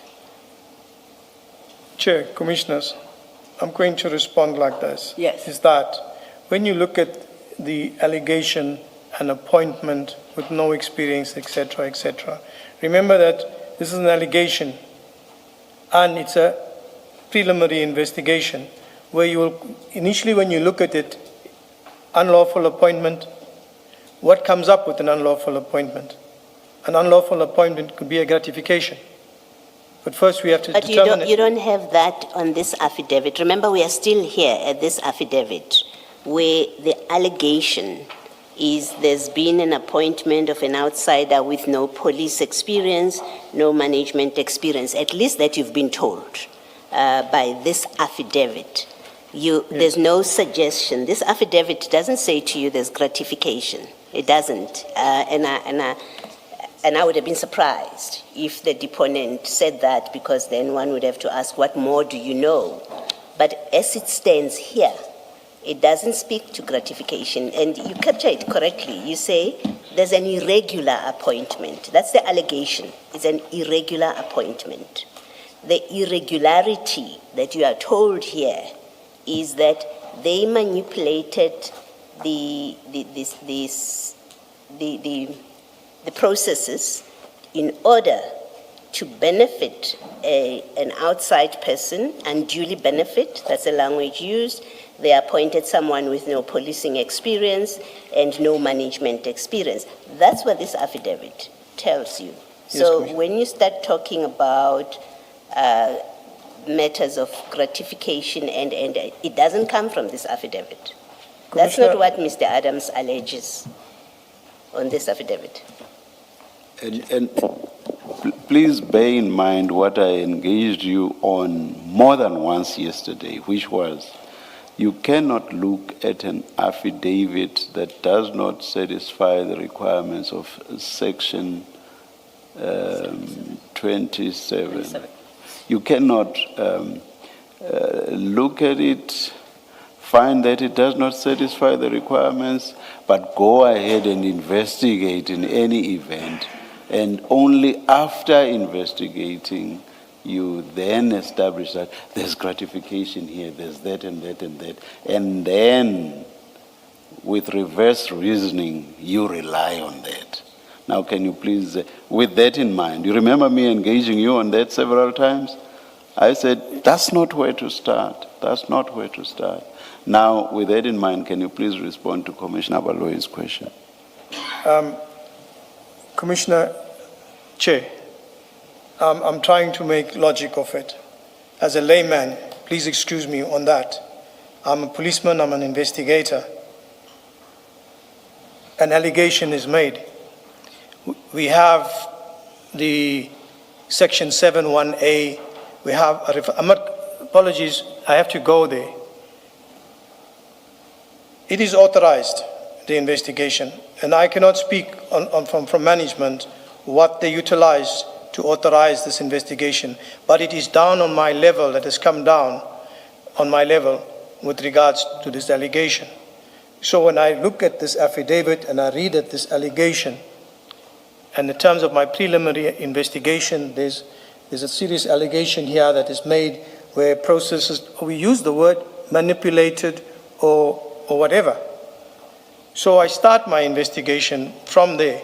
I'm not looking for any word of civilian or anything else. I'm talking about basic as I'm trying to explain myself as a layman, and I cannot take it any further except what I say here. A person was appointed, processes were manipulated, the person had no experience. That is my start to go out there and look at it and confirm it with further investigation. Chair, Commissioner, I can take it no further than what I've said there. In how you've described it, just how you've captured it now, Chair. that seems a typical HR matter that the Public Service Commission would deal with. If you had taken this affidavit to the PSC, and I'm saying just from how you've captured it, that it seems something that falls squarely within the powers of the Public Service Commission. And you took exception yesterday quite strongly to General Mkwanazi saying you lack the experience to investigate matters. Yeah, rightly so, because you've taken us through your qualifications. But as an experienced investigator, even acting on your superior's decision, Ms. Johnson, maybe Perumal, and whoever the committee is, them having made a decision that this is a matter to be investigated, I would expect that you, as an experienced investigator that you are, you would have looked at this affidavit and said, but this is an HR matter where government has an institution that deals with these kind of complaints. There is nothing, at least that when I look at it now, I don't, maybe let me rephrase what I want to say. Looking at this paragraph 2, I don't see how you would have thought this is a criminal offense. When you look at the facts that are alleged in paragraph 2, and yet I can see how you would say, but this is an HR matter, what are we doing with it? Because remember, at this point, you don't know anything else. At this point, when you get this affidavit, you don't know what you later find out. You say you found out. But of this affidavit, it's difficult to see how you as an investigator would have said, yes, this information speaks to a potential crime being committed that warrants me to investigate further. That's a difficulty I have. Thank you, Chair, Commissioner. This is just one allegation, an appointment that came through amongst others. So it's just not just one thing. It was a whole lot of allegations on different vetting issues, no security clearance, vetting manipulated. So it's a whole lot of different allegations that's there. So I'm not looking at the one and singling it out as an appointment. I'm looking at it holistically. There are allegations, there's serious allegations here with regards to other matters. That's where I'm taking it from. Not just one single allegation has come to me about, in just that one, an appointment of a person on bordering on an HR thing, with all the work that we have. This comes in a package of alleged corruption and crime intelligence. So, All from Mr. Adams. Remember, we are dealing with the Section 27 yes, referral, which results in a warrant of, you investigating a warrant of arrest, people appearing before court. But the genesis of it is what we are discussing now, that referral. Now, these other things, other allegations that you say they are there about corruption in crime intelligence, and they are not contained, at least that we can agree. They don't come from this affidavit. the only thing that comes from this affidavit is the appointment. Yes. But on other affidavits, it singles out the other offenses. Okay. So there's not one Mr. Adams affidavit. There are a few. Like there's not one docket, there are a few dockets. Okay, thank you. Thank you, Commissioner. I had suggested we move on, but perhaps not yet. You recall yesterday, you sought to persuade the commissioners that you had never seen the Section 27 affidavit. You saw that, I think recently, I don't remember under what circumstances you say you were able to sit with your own eyes and read it.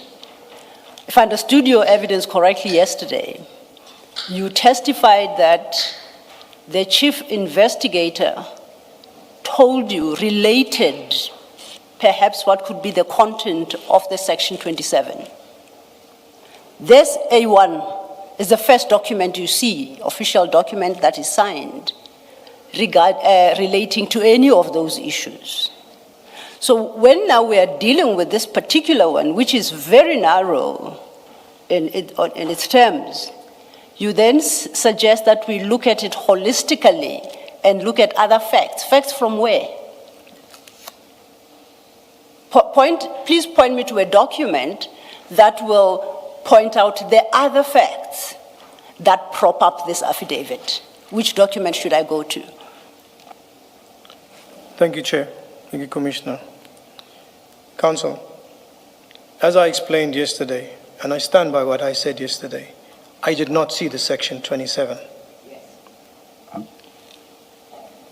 Chief Perumal assembled us as investigators.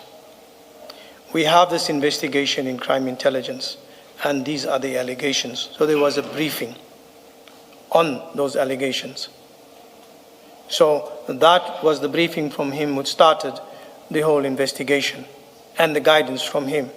And as I indicated yesterday, that I can take that no further than Chief Perumal when he comes to explain what he did on that particular time.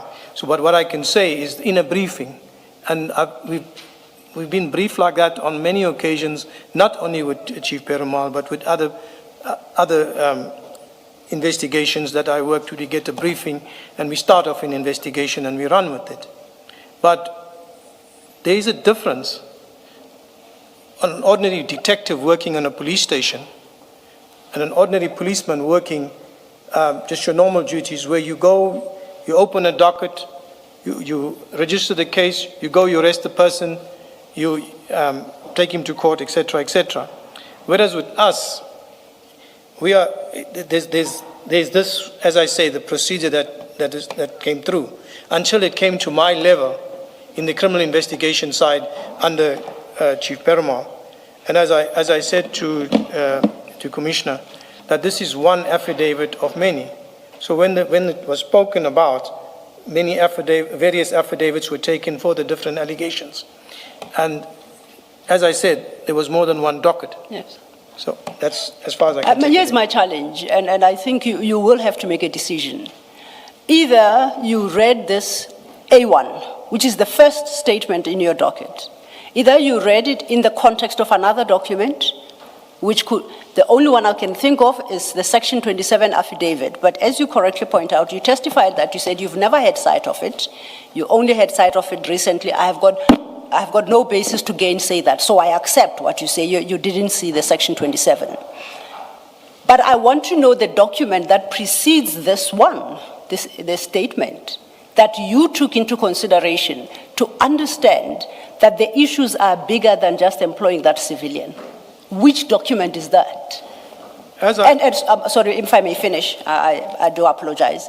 I know I'm aware of the various other statements in the docket, but they all succeed this document. They come after this document. So they are not relevant for purposes of my question. The only other document you'd have taken into consideration is one that either came into existence at the same time as that one or preceded this one that we have. What document is that? Thank you, Chair, Commissioners. Here's my response, and which I've said before, that there's no other document, and I said the Section 27, I had no insight into it. The briefing from Chief Perumal on the investigations and what has been done there and what we need to do moving forward. These are the allegations. There are dockets that were opened in Cape Town. There were dockets opened here. These dockets are with the inspectorate. Okay. So the first was to retrieve the dockets. And on the basis of what is being said, the investigation starts where we request documents and subpoena documents, and where we identify witnesses, we start from there. Okay, I'm happy to park it there for now. We will come back to the point you've just made. But you remember, I'd said this is my starting point, and I'm going to tell you what my end point is. And then we go back and we walk the steps to my end point. My end point is your, as I said, the file 6 open before you, page 2373. That is the affidavit you deposed to when you applied for the arrest warrants of these panel members, that panel that was headed by General Khumalo. Now, it runs from page 2373 to page 2401. It's quite an extensive affidavit, and I see it is dated at 2401, 24th of June 2025. Page 2401. That's correct. And you confirm that's your signature? That's my signature. It's dated 24th of June 2025. That's correct. You recall that our A1 statement is dated the 6th of January 2025. That's correct. So we've got like a 6-month run to get from start to finish. That's correct. Now, looking at this document, you deal extensively with the unlawful appointment. You then, if you turn to page 2380,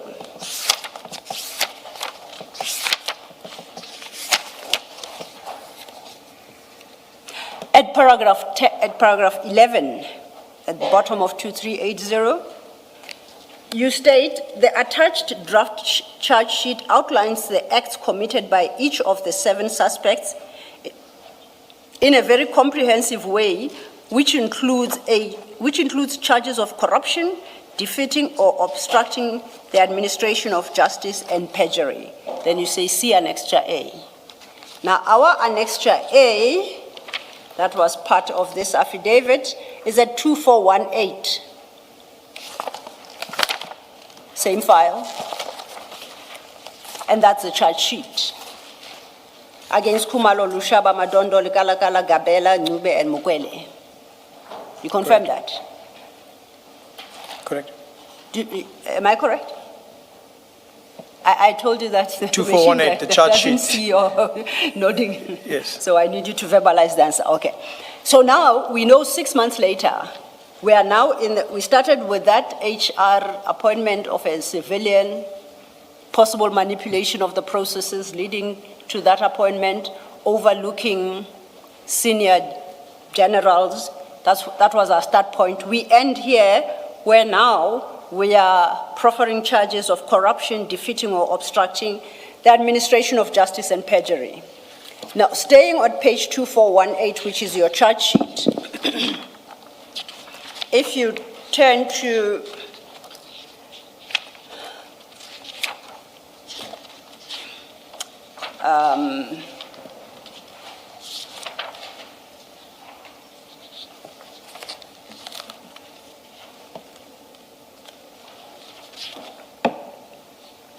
if I may just find my place.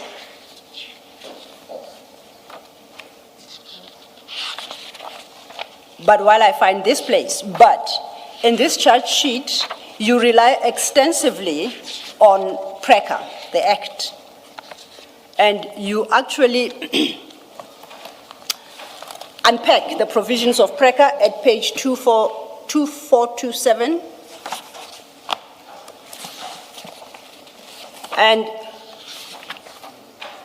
it states, this is under your... Sorry, sir. Yes. Can you please state what PRECA is for the record? Prevention and Combating of Corrupt Activities Act, number 12 of 2004, PRECA for short.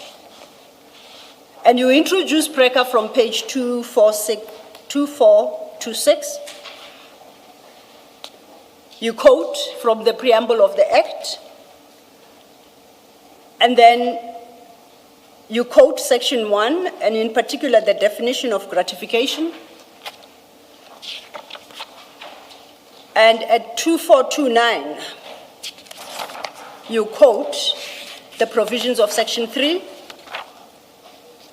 At 2430, the provisions of section 4. And at 2432, the provisions of 26 sub 1. So those are the sections that you rely on to culminate in the charge sheet at 2433, which charges against the 7 are more or less similar except for accused number 7, who is the employee, the civilian. But in respect of the others, the accused 1 to 6, most of them, if not all, are accused of contravening the provisions of section 3A of PRECA, read with sections 1, 2, 24, 25, 26, sub 1A, Roman 2, and 26, sub 3. So these are very specific sections, and therefore very specific crimes. You may refresh your mind by looking at these documents, but if you could assist us to understand, we moved on the 6th of January from employing a civilian. We have introduced concepts of gratification. We have introduced concepts of corruption and related. And perhaps if you help us understand your affidavit so that we land where you have landed in the charge sheet, starting at page 2433.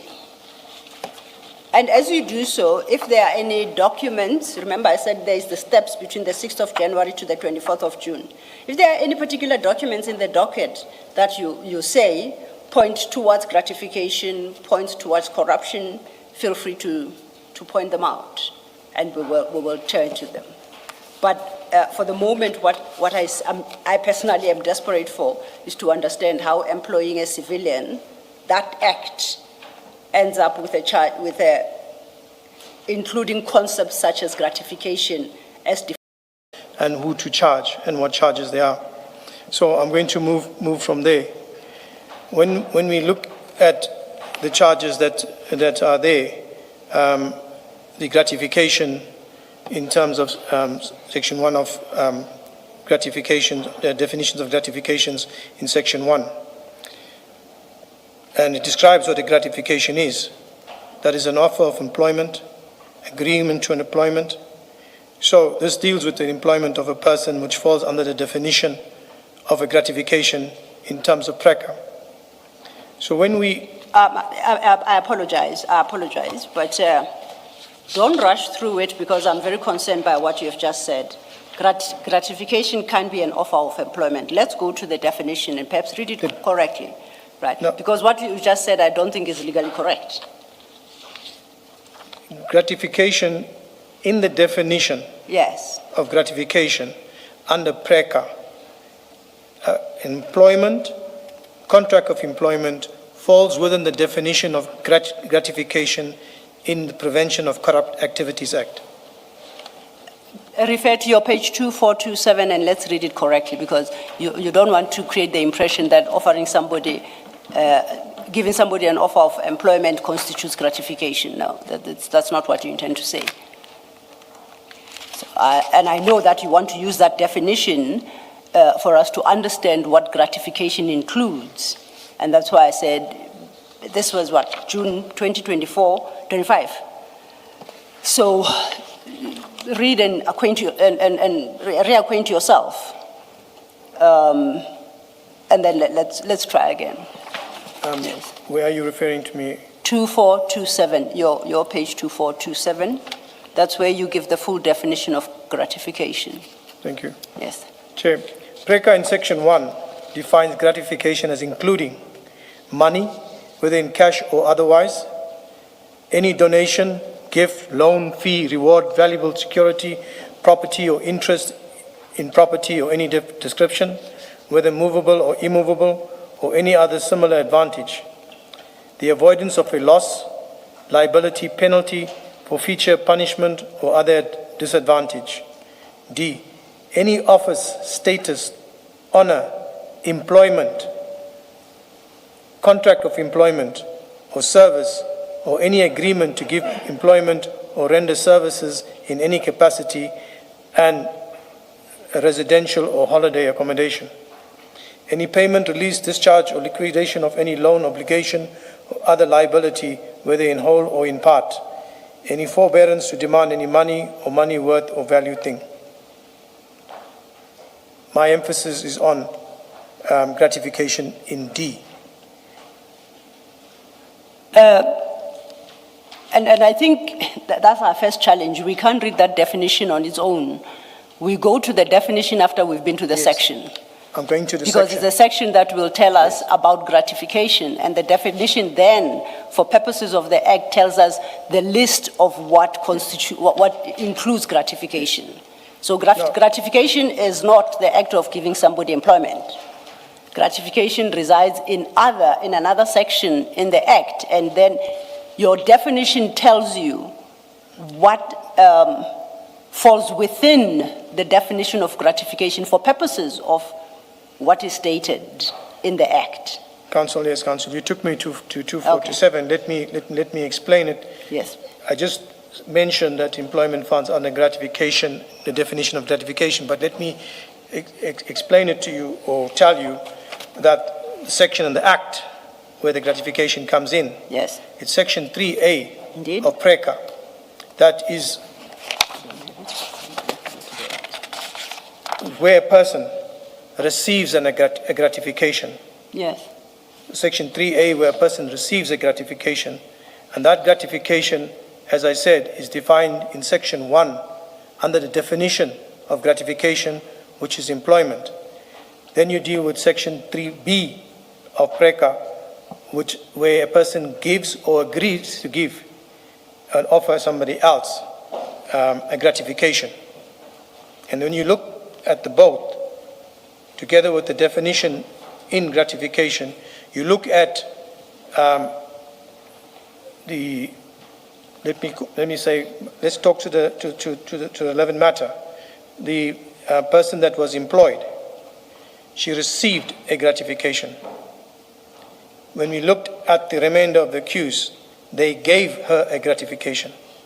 So that is where Section 3A and 3B of the Prevention of Corrupt Activities came in.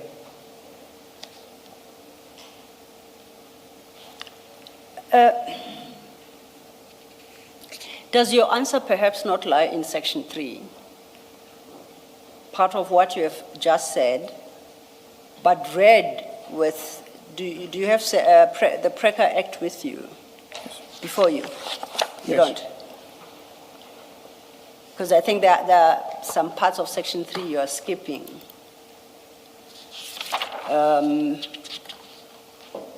Oh, you've quoted it at page 2429.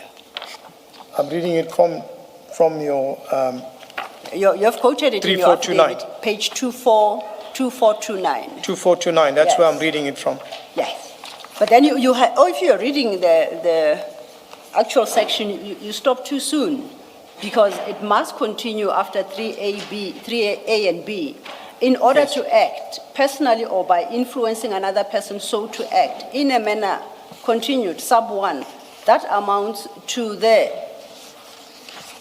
sub AA, illegal, dishonest, unauthorized, incomplete, or biased, or BB, misuse or selling of information or material acquired in the course of the exercise, carrying out the performance of any powers, duties, or functions arising out of a constitutional, statutory, contractual, or any other legal obligation.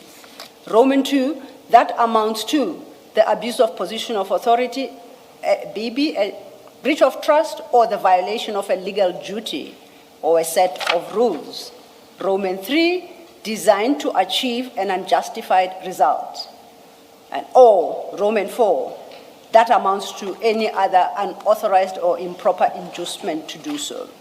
So the offer of employment must fit in with the remainder of Section 3 to constitute, to fall within the definition of gratification. Do you agree with me? Yes. Now, that forces us then to look at your docket to see whether any of the listed activities there are to be found in your docket. Is there evidence of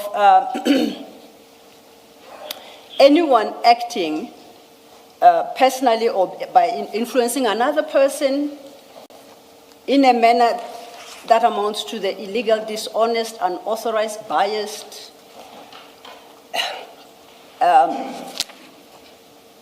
act that amounts to the abuse of position, any one of them?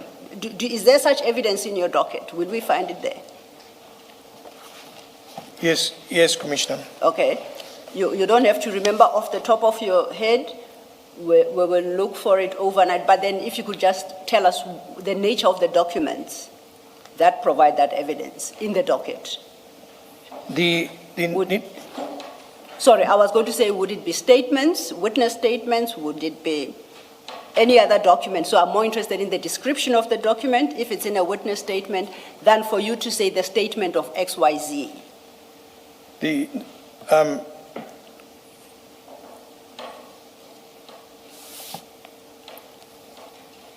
panel that gave the gratification Yes. to the Mukwele, they gave a gratification to Mukwele. Mukwele received the gratification. The gratification that she received was the employment, which was not due. The investigation and evidence that we looked at the documents, we looked at the application, and where we could clearly see that the applicant should have not been appointed. There was manipulation. When we looked at what did she received the appointment, what was she going to be given in return? In return, the post that she applied for is a very powerful post. So in terms of the act, the giving back or return for the gratification does not have to be immediately. It can be at some other time. And given the a situation that she's appointed in a very powerful post, and the chairperson of the panel, who was the commander of that whole section. So, although it was not given immediately, it is said at any given time. So he held a position of power over her. Colonel, in I that think appointment. you're missing the point. And sorry to interrupt. No, by all means, Commissioner. The point here is that accepting for a moment that employment is gratification, you must be giving that in order to influence the other person to do something illegal. Yes, sir. Because reading that section, it says, in order to act personally or by influencing any other person so as to act in a manner that amounts to illegal, dishonest, unauthorized, and all of those things. Now, in this case where your offer of employment and contract of employment says your job is to provide services to the South African government, because we have the contract of employment here commencing 1 November 2024. Yes, and sir. it says, when you get into this role, you must provide these services to the government. So it's in that context that the question is asked. So it can be that she's going to give something in the future, because her providing a service or a labor to her employer, that's not what the section contemplates and what the definition contemplates. It contemplates that in return she must do something illegal, something improper, something unlawful. Yes, sir. That's what I'm saying, is that what she was going to do is not going to be done immediately, but what you're supposed to give back was not going to be immediately, but can be given at a later stage because of the position that she was appointed in. She was going to do something illegal. Correct. Some years later. No, we do not know when that would be. But Precisely the problem. Because you don't know, that's precisely the problem. That's precisely the problem Yes. with this. That you have you formulated a charge, you got a warrant of arrest, you got people arrested, you have people appearing in court, and continue to do so on the basis of something that you say, and rightly so, fairly so. You say, well, we don't know, maybe in future she was going to do that. How does that, for a seasoned investigator, how does that sound right? As you say it, we don't know, maybe in future she was going to do that, and you've taken all these drastic steps that have a consequence on people's lives and have had a consequence. And you sit there now, many months later, you say, well, we don't know. Maybe she was going to do it in future. It cannot be right. That's a basis on which you went and instituted this prosecution and got a warrant of arrest. That's precisely the problem with this. And my concern, Colonel, is that the date of the offense is listed in A1 and the supporting annexure as October 2024. But she signs the contract of employment in December 2024. So 2 months after the date of the offense. And the effective date is 1 November 2024. And if you are saying this offense, which amounts to acceptance of gratification, the material facts relevant to it, happened in October. But some years from now, we don't know when. We think it's in exchange of her doing something illegal. I mean, that's circuitous reasoning, which I just don't get. And let me be clear to you, we don't want to go into the merits of whether people are guilty or innocent. That's for the court. That's for the criminal court. What we are concerned with is, what was IDEC's motive? Was IDEC doing these things because they were influenced by politicians, or there was some ulterior motive, or they were acting contrary to the NPA Act. That's really what we're looking at. It's not our place to say people are guilty or innocent of a crime. That's for the criminal court. So I hope you understand that. But to get to that, my interest in particular, is what did IDEC do from the moment it received the complaint?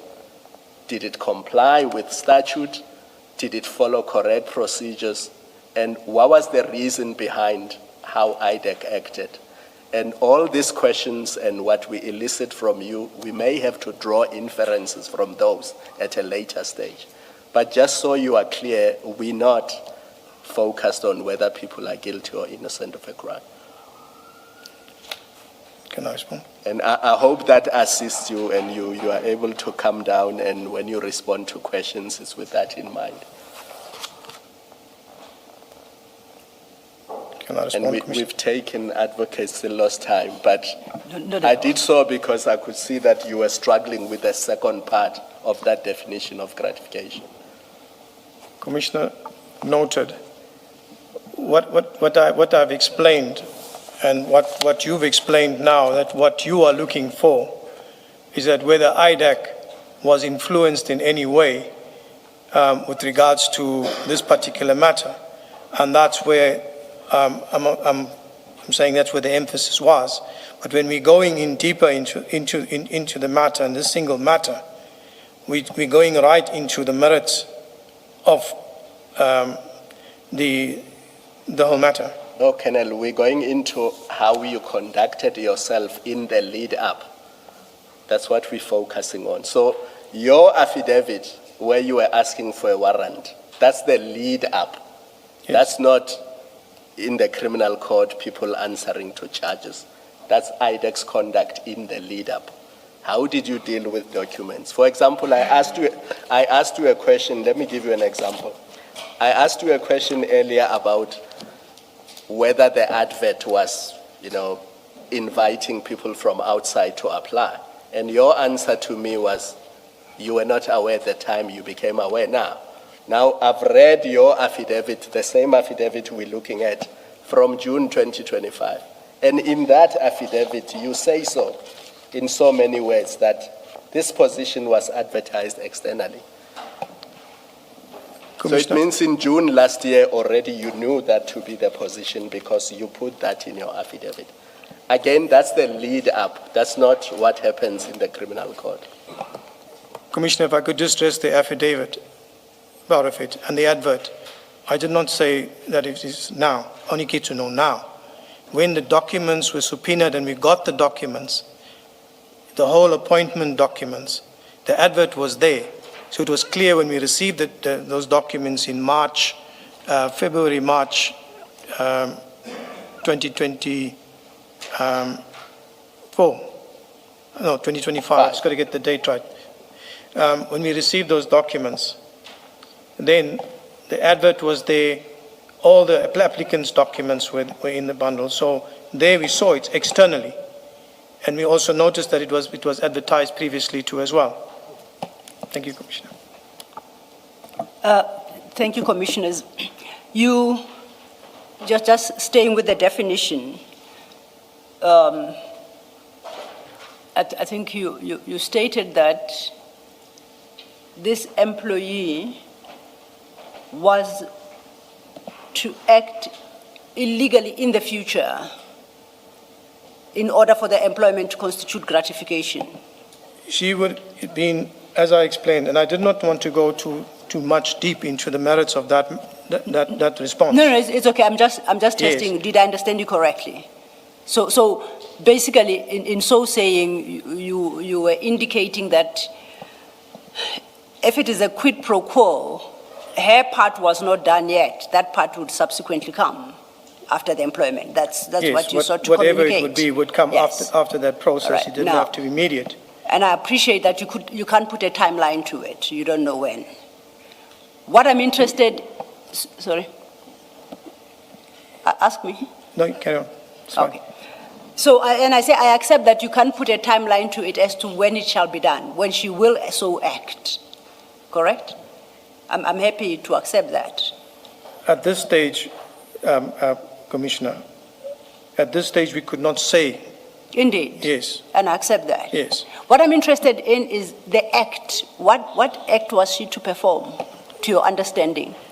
When we're dealing with investigation as a whole and we look at what is there, it was the capture of crime intelligence, and we were still busy with the investigations on the other aspects with it. So I apologize to interject. I want us to take it a step at a time. The act that you suspected she would in time commit is the capture of crime intelligence. Yes. What is that? When you look at the various appointments that were taking place within crime intelligence for a specific purpose and a specific reason, from the flow out of the other investigations, that people were being brought in and appointed for specific reasons to be compliant with those particular reasons would actually be unlawful. I'm interested in in the act you said is the capture of crime intelligence. So I would like you, if you can, to explain to the commissioners the act of capture. What is that? I'm pleading ignorance here. I'm not sure. If we speak of an act, Yes. one would say they would in time do X, steal from the one to give to the other. So specifying the particular act you suspect she would perform. Now, in response to my question, you say that act would be capture of crime intelligence is what the capture is directed at. I'm interested, what is the act of capture? Chair, Commissioners, when we look at the investigation of crime intelligence, Yes, and when we talk about capture, yes. it's when the division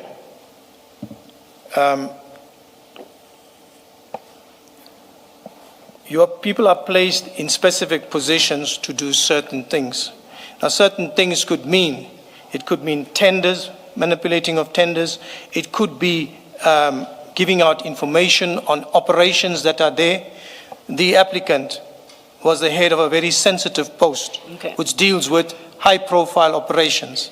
When we look at the other appointments in terms of different places where people were appointed as commanders of the Secret Service account, and when we look at some of the other investigations which were properties, people are put strategically in place, and that's why we call it capturing of the unit, where you control every subcomponent and every person that's there that is pliant to do what you want them to do. That is more or less what we say capture. Can I just,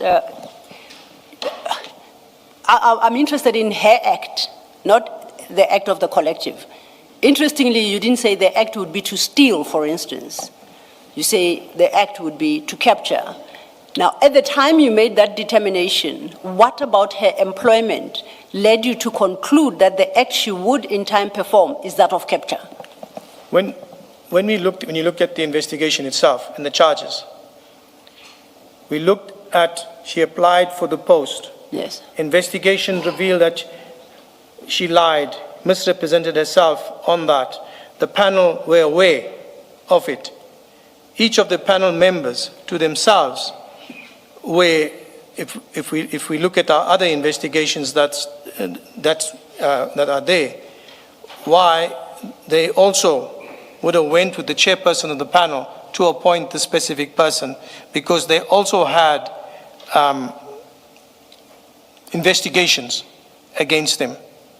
So to give you an example, when you look at one panel member, and I'm actually branching out into something that I didn't want to, but when you look at the first docket that we were investigating, that is the matter of General Lushaba and the alleged housebreaking, and where a classified laptop together with an iPhone cell phone that was stolen, there was no real investigation done there. However, General Lushaba was supposed to be charged, but he was not. When General Khumalo took over as the acting divisional commissioner a couple months after this incident took place, Khumalo put in documents for the loss of the state property. In the lost property, in those statements, it was said that he was drugged. A board of inquiry should have been instituted, and disciplinary steps should have been taken against Lushaba. General Khumalo did not do that. General Lushaba was not charged. Fast forward, investigation takes place. General Lushaba is charged for defeating the ends of justice. A disciplinary takes place and he's found guilty for the negligent loss of property, which is also that loss of property and the disciplinary is also that we are also still looking at, because a formal investigation was taken place directly after he reported that incident. And the general that investigated, who was tasked to investigate it, said he was a victim of being drugged by these ladies of the night. When we looked further into the investigation, which they didn't even look and probe at, we found that he was not drugged.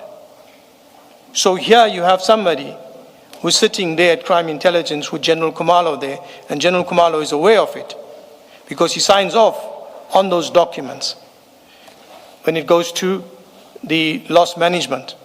But here, come forward after the criminal case is investigated and it is found that, and he was arrested, a disciplinary action is taken, a disciplinary case is open and he's found guilty.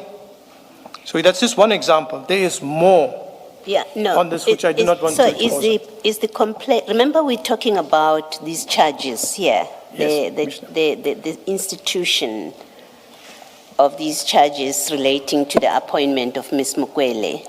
And we are still at the point where we are discussing how you moved from Mr. Adams's affidavit to formulating a charge sheet in the manner that you have done. That's the discussion at this point.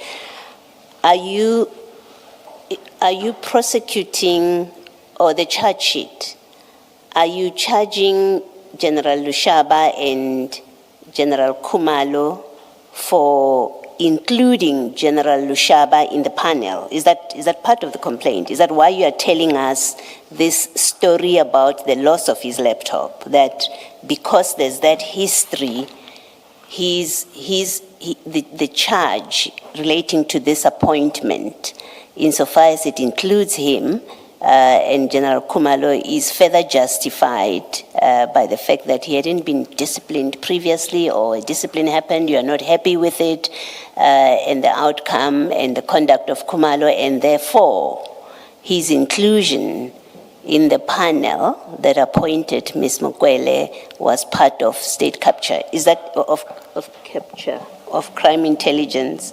Is that the logic you say you have applied? No, the point I was trying to get across, sorry, Commissioner, are you done?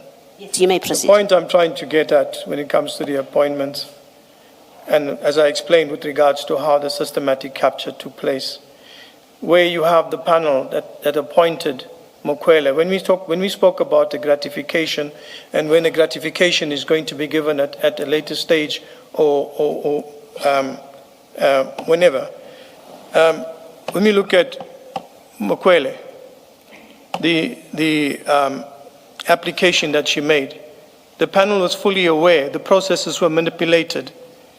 When you look at, and that's all in the documents, to appoint her. So she was, the appointment of Mukwele was clearly, one, fraud, and two, there was a gratification. I just wanted to understand the relevance of General Lushaba's loss of a computer and how that was handled to this case that relates to Ms. Mukwele, and in particular, your having concluded this is part of capture of crime intelligence, the relevance of that. Because you seem to have told us something on the face of it, and having listened to you, there's no clear connection that you are making why that case has anything to do with this case and your gratification suspicion, because we must accept at that time, certainly, of drawing the charge sheet, it was, you just had a suspicion, and I think even now, you say, we don't know what she was going to do in the future. So at the time of drafting the charge sheet, we were dealing with your suspicion. and whoever is behind has given you instructions to investigate this matter. Why is it relevant, the computer story, to this charge? May I respond, Commissioner? Yes, you may. Thank you, Chair. Commissioner, I'm pointing out I pointed out to a panel member that sat on the panel, and when I say about capture, what I'm trying to say here is that you have people or members that are obligated to General Kumalo, who is the chair of the panel. He controls the panel. So Did he pick the panel? Excuse me, sir. Did he pick the panel? Yes. He picked the panel. The panel was, maybe I should have started there. Yes.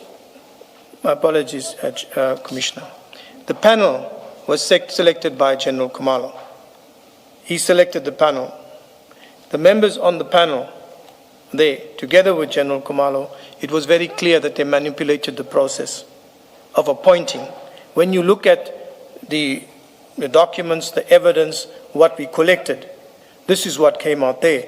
When we looked at... And you say part of him selecting the panel, or the fact of him selecting these members as a panel, and they are collectively manipulating the process. You're saying that's all part of in furtherance of gratification to Ms. Mukwele for something that we don't know what she would do in future, but you also say that is part of a scheme, or it's a scheme in fact, to capture crime intelligence. That's what you're saying? Yes. Happened here? With the appointment of, that's the panel that has selected, manipulated the process to appoint Mukwele when she clearly should not have been appointed. That is the panel. So when you look at that, here's another appointee coming in to crime intelligence, and there are a few more appointments that are there too as well that were appointed for a specific purpose. So when you look at it from a capture point of view, commissioners, you have a person in a position as a commander of that specific subcomponent or section that is now you control because you appointed them. No, yeah, well, I was going to ask you exactly that last part, that I don't know the processes of the SAPS, so maybe enlighten. Does the panel that interviews make the appointment? Commissioner? You want me to repeat my question? Yes, Commissioner. The panel that interviews, and in this case, let's be specific to this case, the panel is constituted, you say it was constituted by General Kumalo, you say that, and you say he holds this very powerful position, and having appointed Ms. Mukwele, the General Kumalo would have been able to control her or to influence her. Yes. My question is, does the interviewing panel make the appointment of the employee in the SAPS? Thank you, Chair. Thank you, Commissioner. I think this part of it comes up, well, I recommended, I didn't appoint. When we look... What is your answer to my question? Let's not do a long explanation.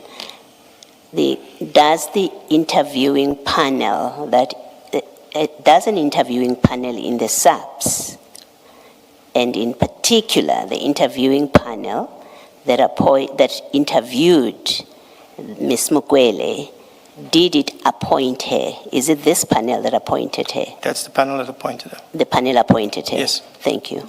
Sorry, Commissioner, I didn't understand the first time. Okay, thank It's you. that particular panel, chaired by General Kumalo, appointed by General Kumalo, chaired by General Kumalo, that appointed Ms. Mukwele. Okay, so they didn't make a recommendation to somebody else. And I started off by saying I'm ignorant about the SAPS processes, recruitment processes. So I come from a different field, which is you interview, you recommend, somebody appoints. You are saying in this case, the very panel that interviewed her made the appointment. Chair, Commissioner, let me disqualify what I said. It's recommend But that recommend for me, although it's recommend, it's a given that she's going to be appointed. Well, my question, let's go back to my question then. Don't tell me it's a given, because that's an opinion. You're expressing an opinion. I'm not interested in your opinion. I'm interested in facts.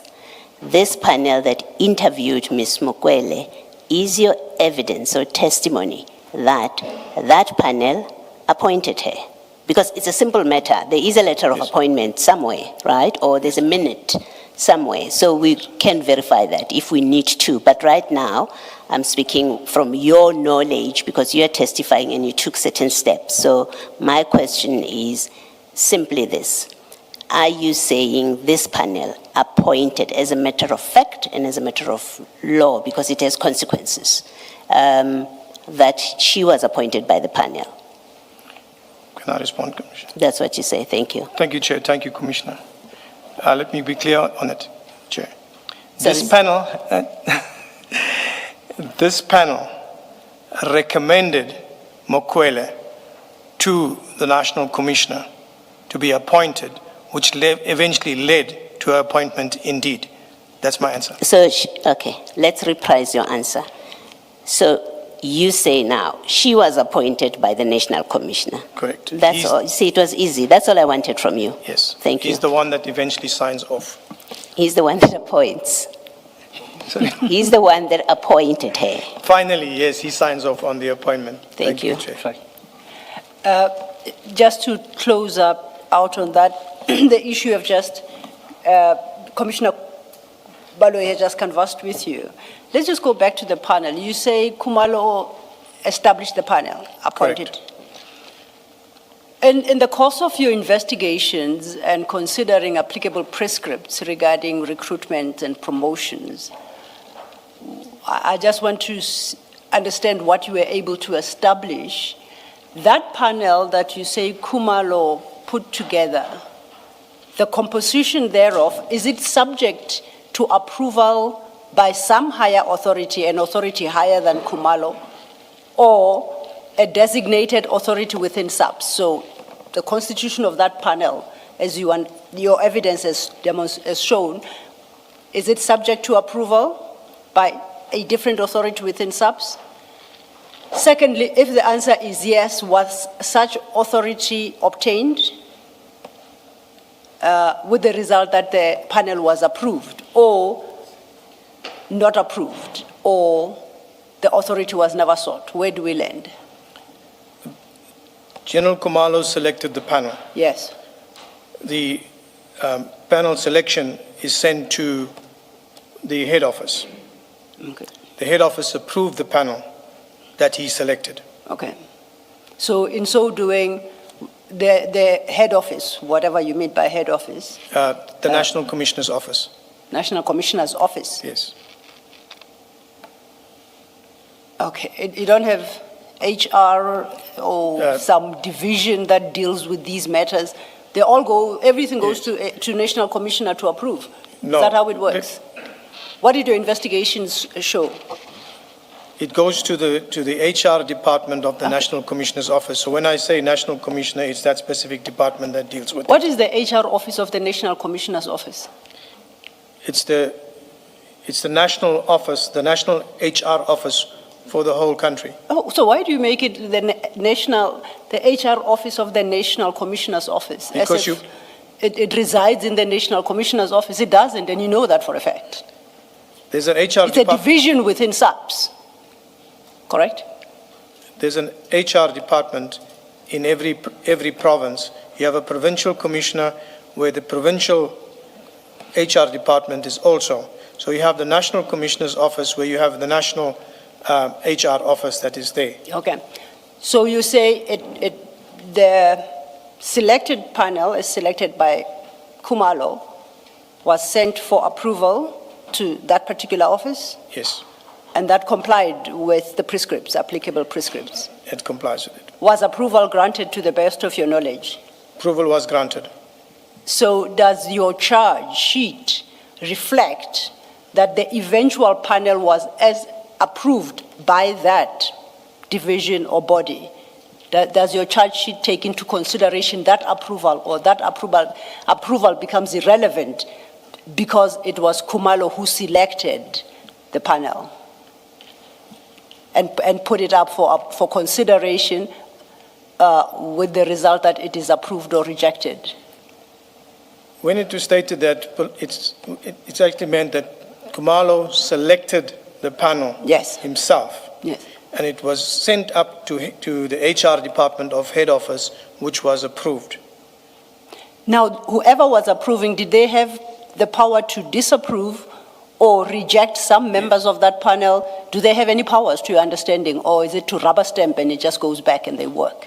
The document that is said, they will compile a document, General Khumalo in his office. Yes. So this is the panels that I've selected. Head office will receive it, they either approve it or turn it down. Yes. When they respond, they say, your information note or your correspondence dated so-and-so, the panels are approved. Okay. Now, the approval, if it were granted, what effect would it have on the validity of the panelists selected by Khumalo? Would it have any impact at all?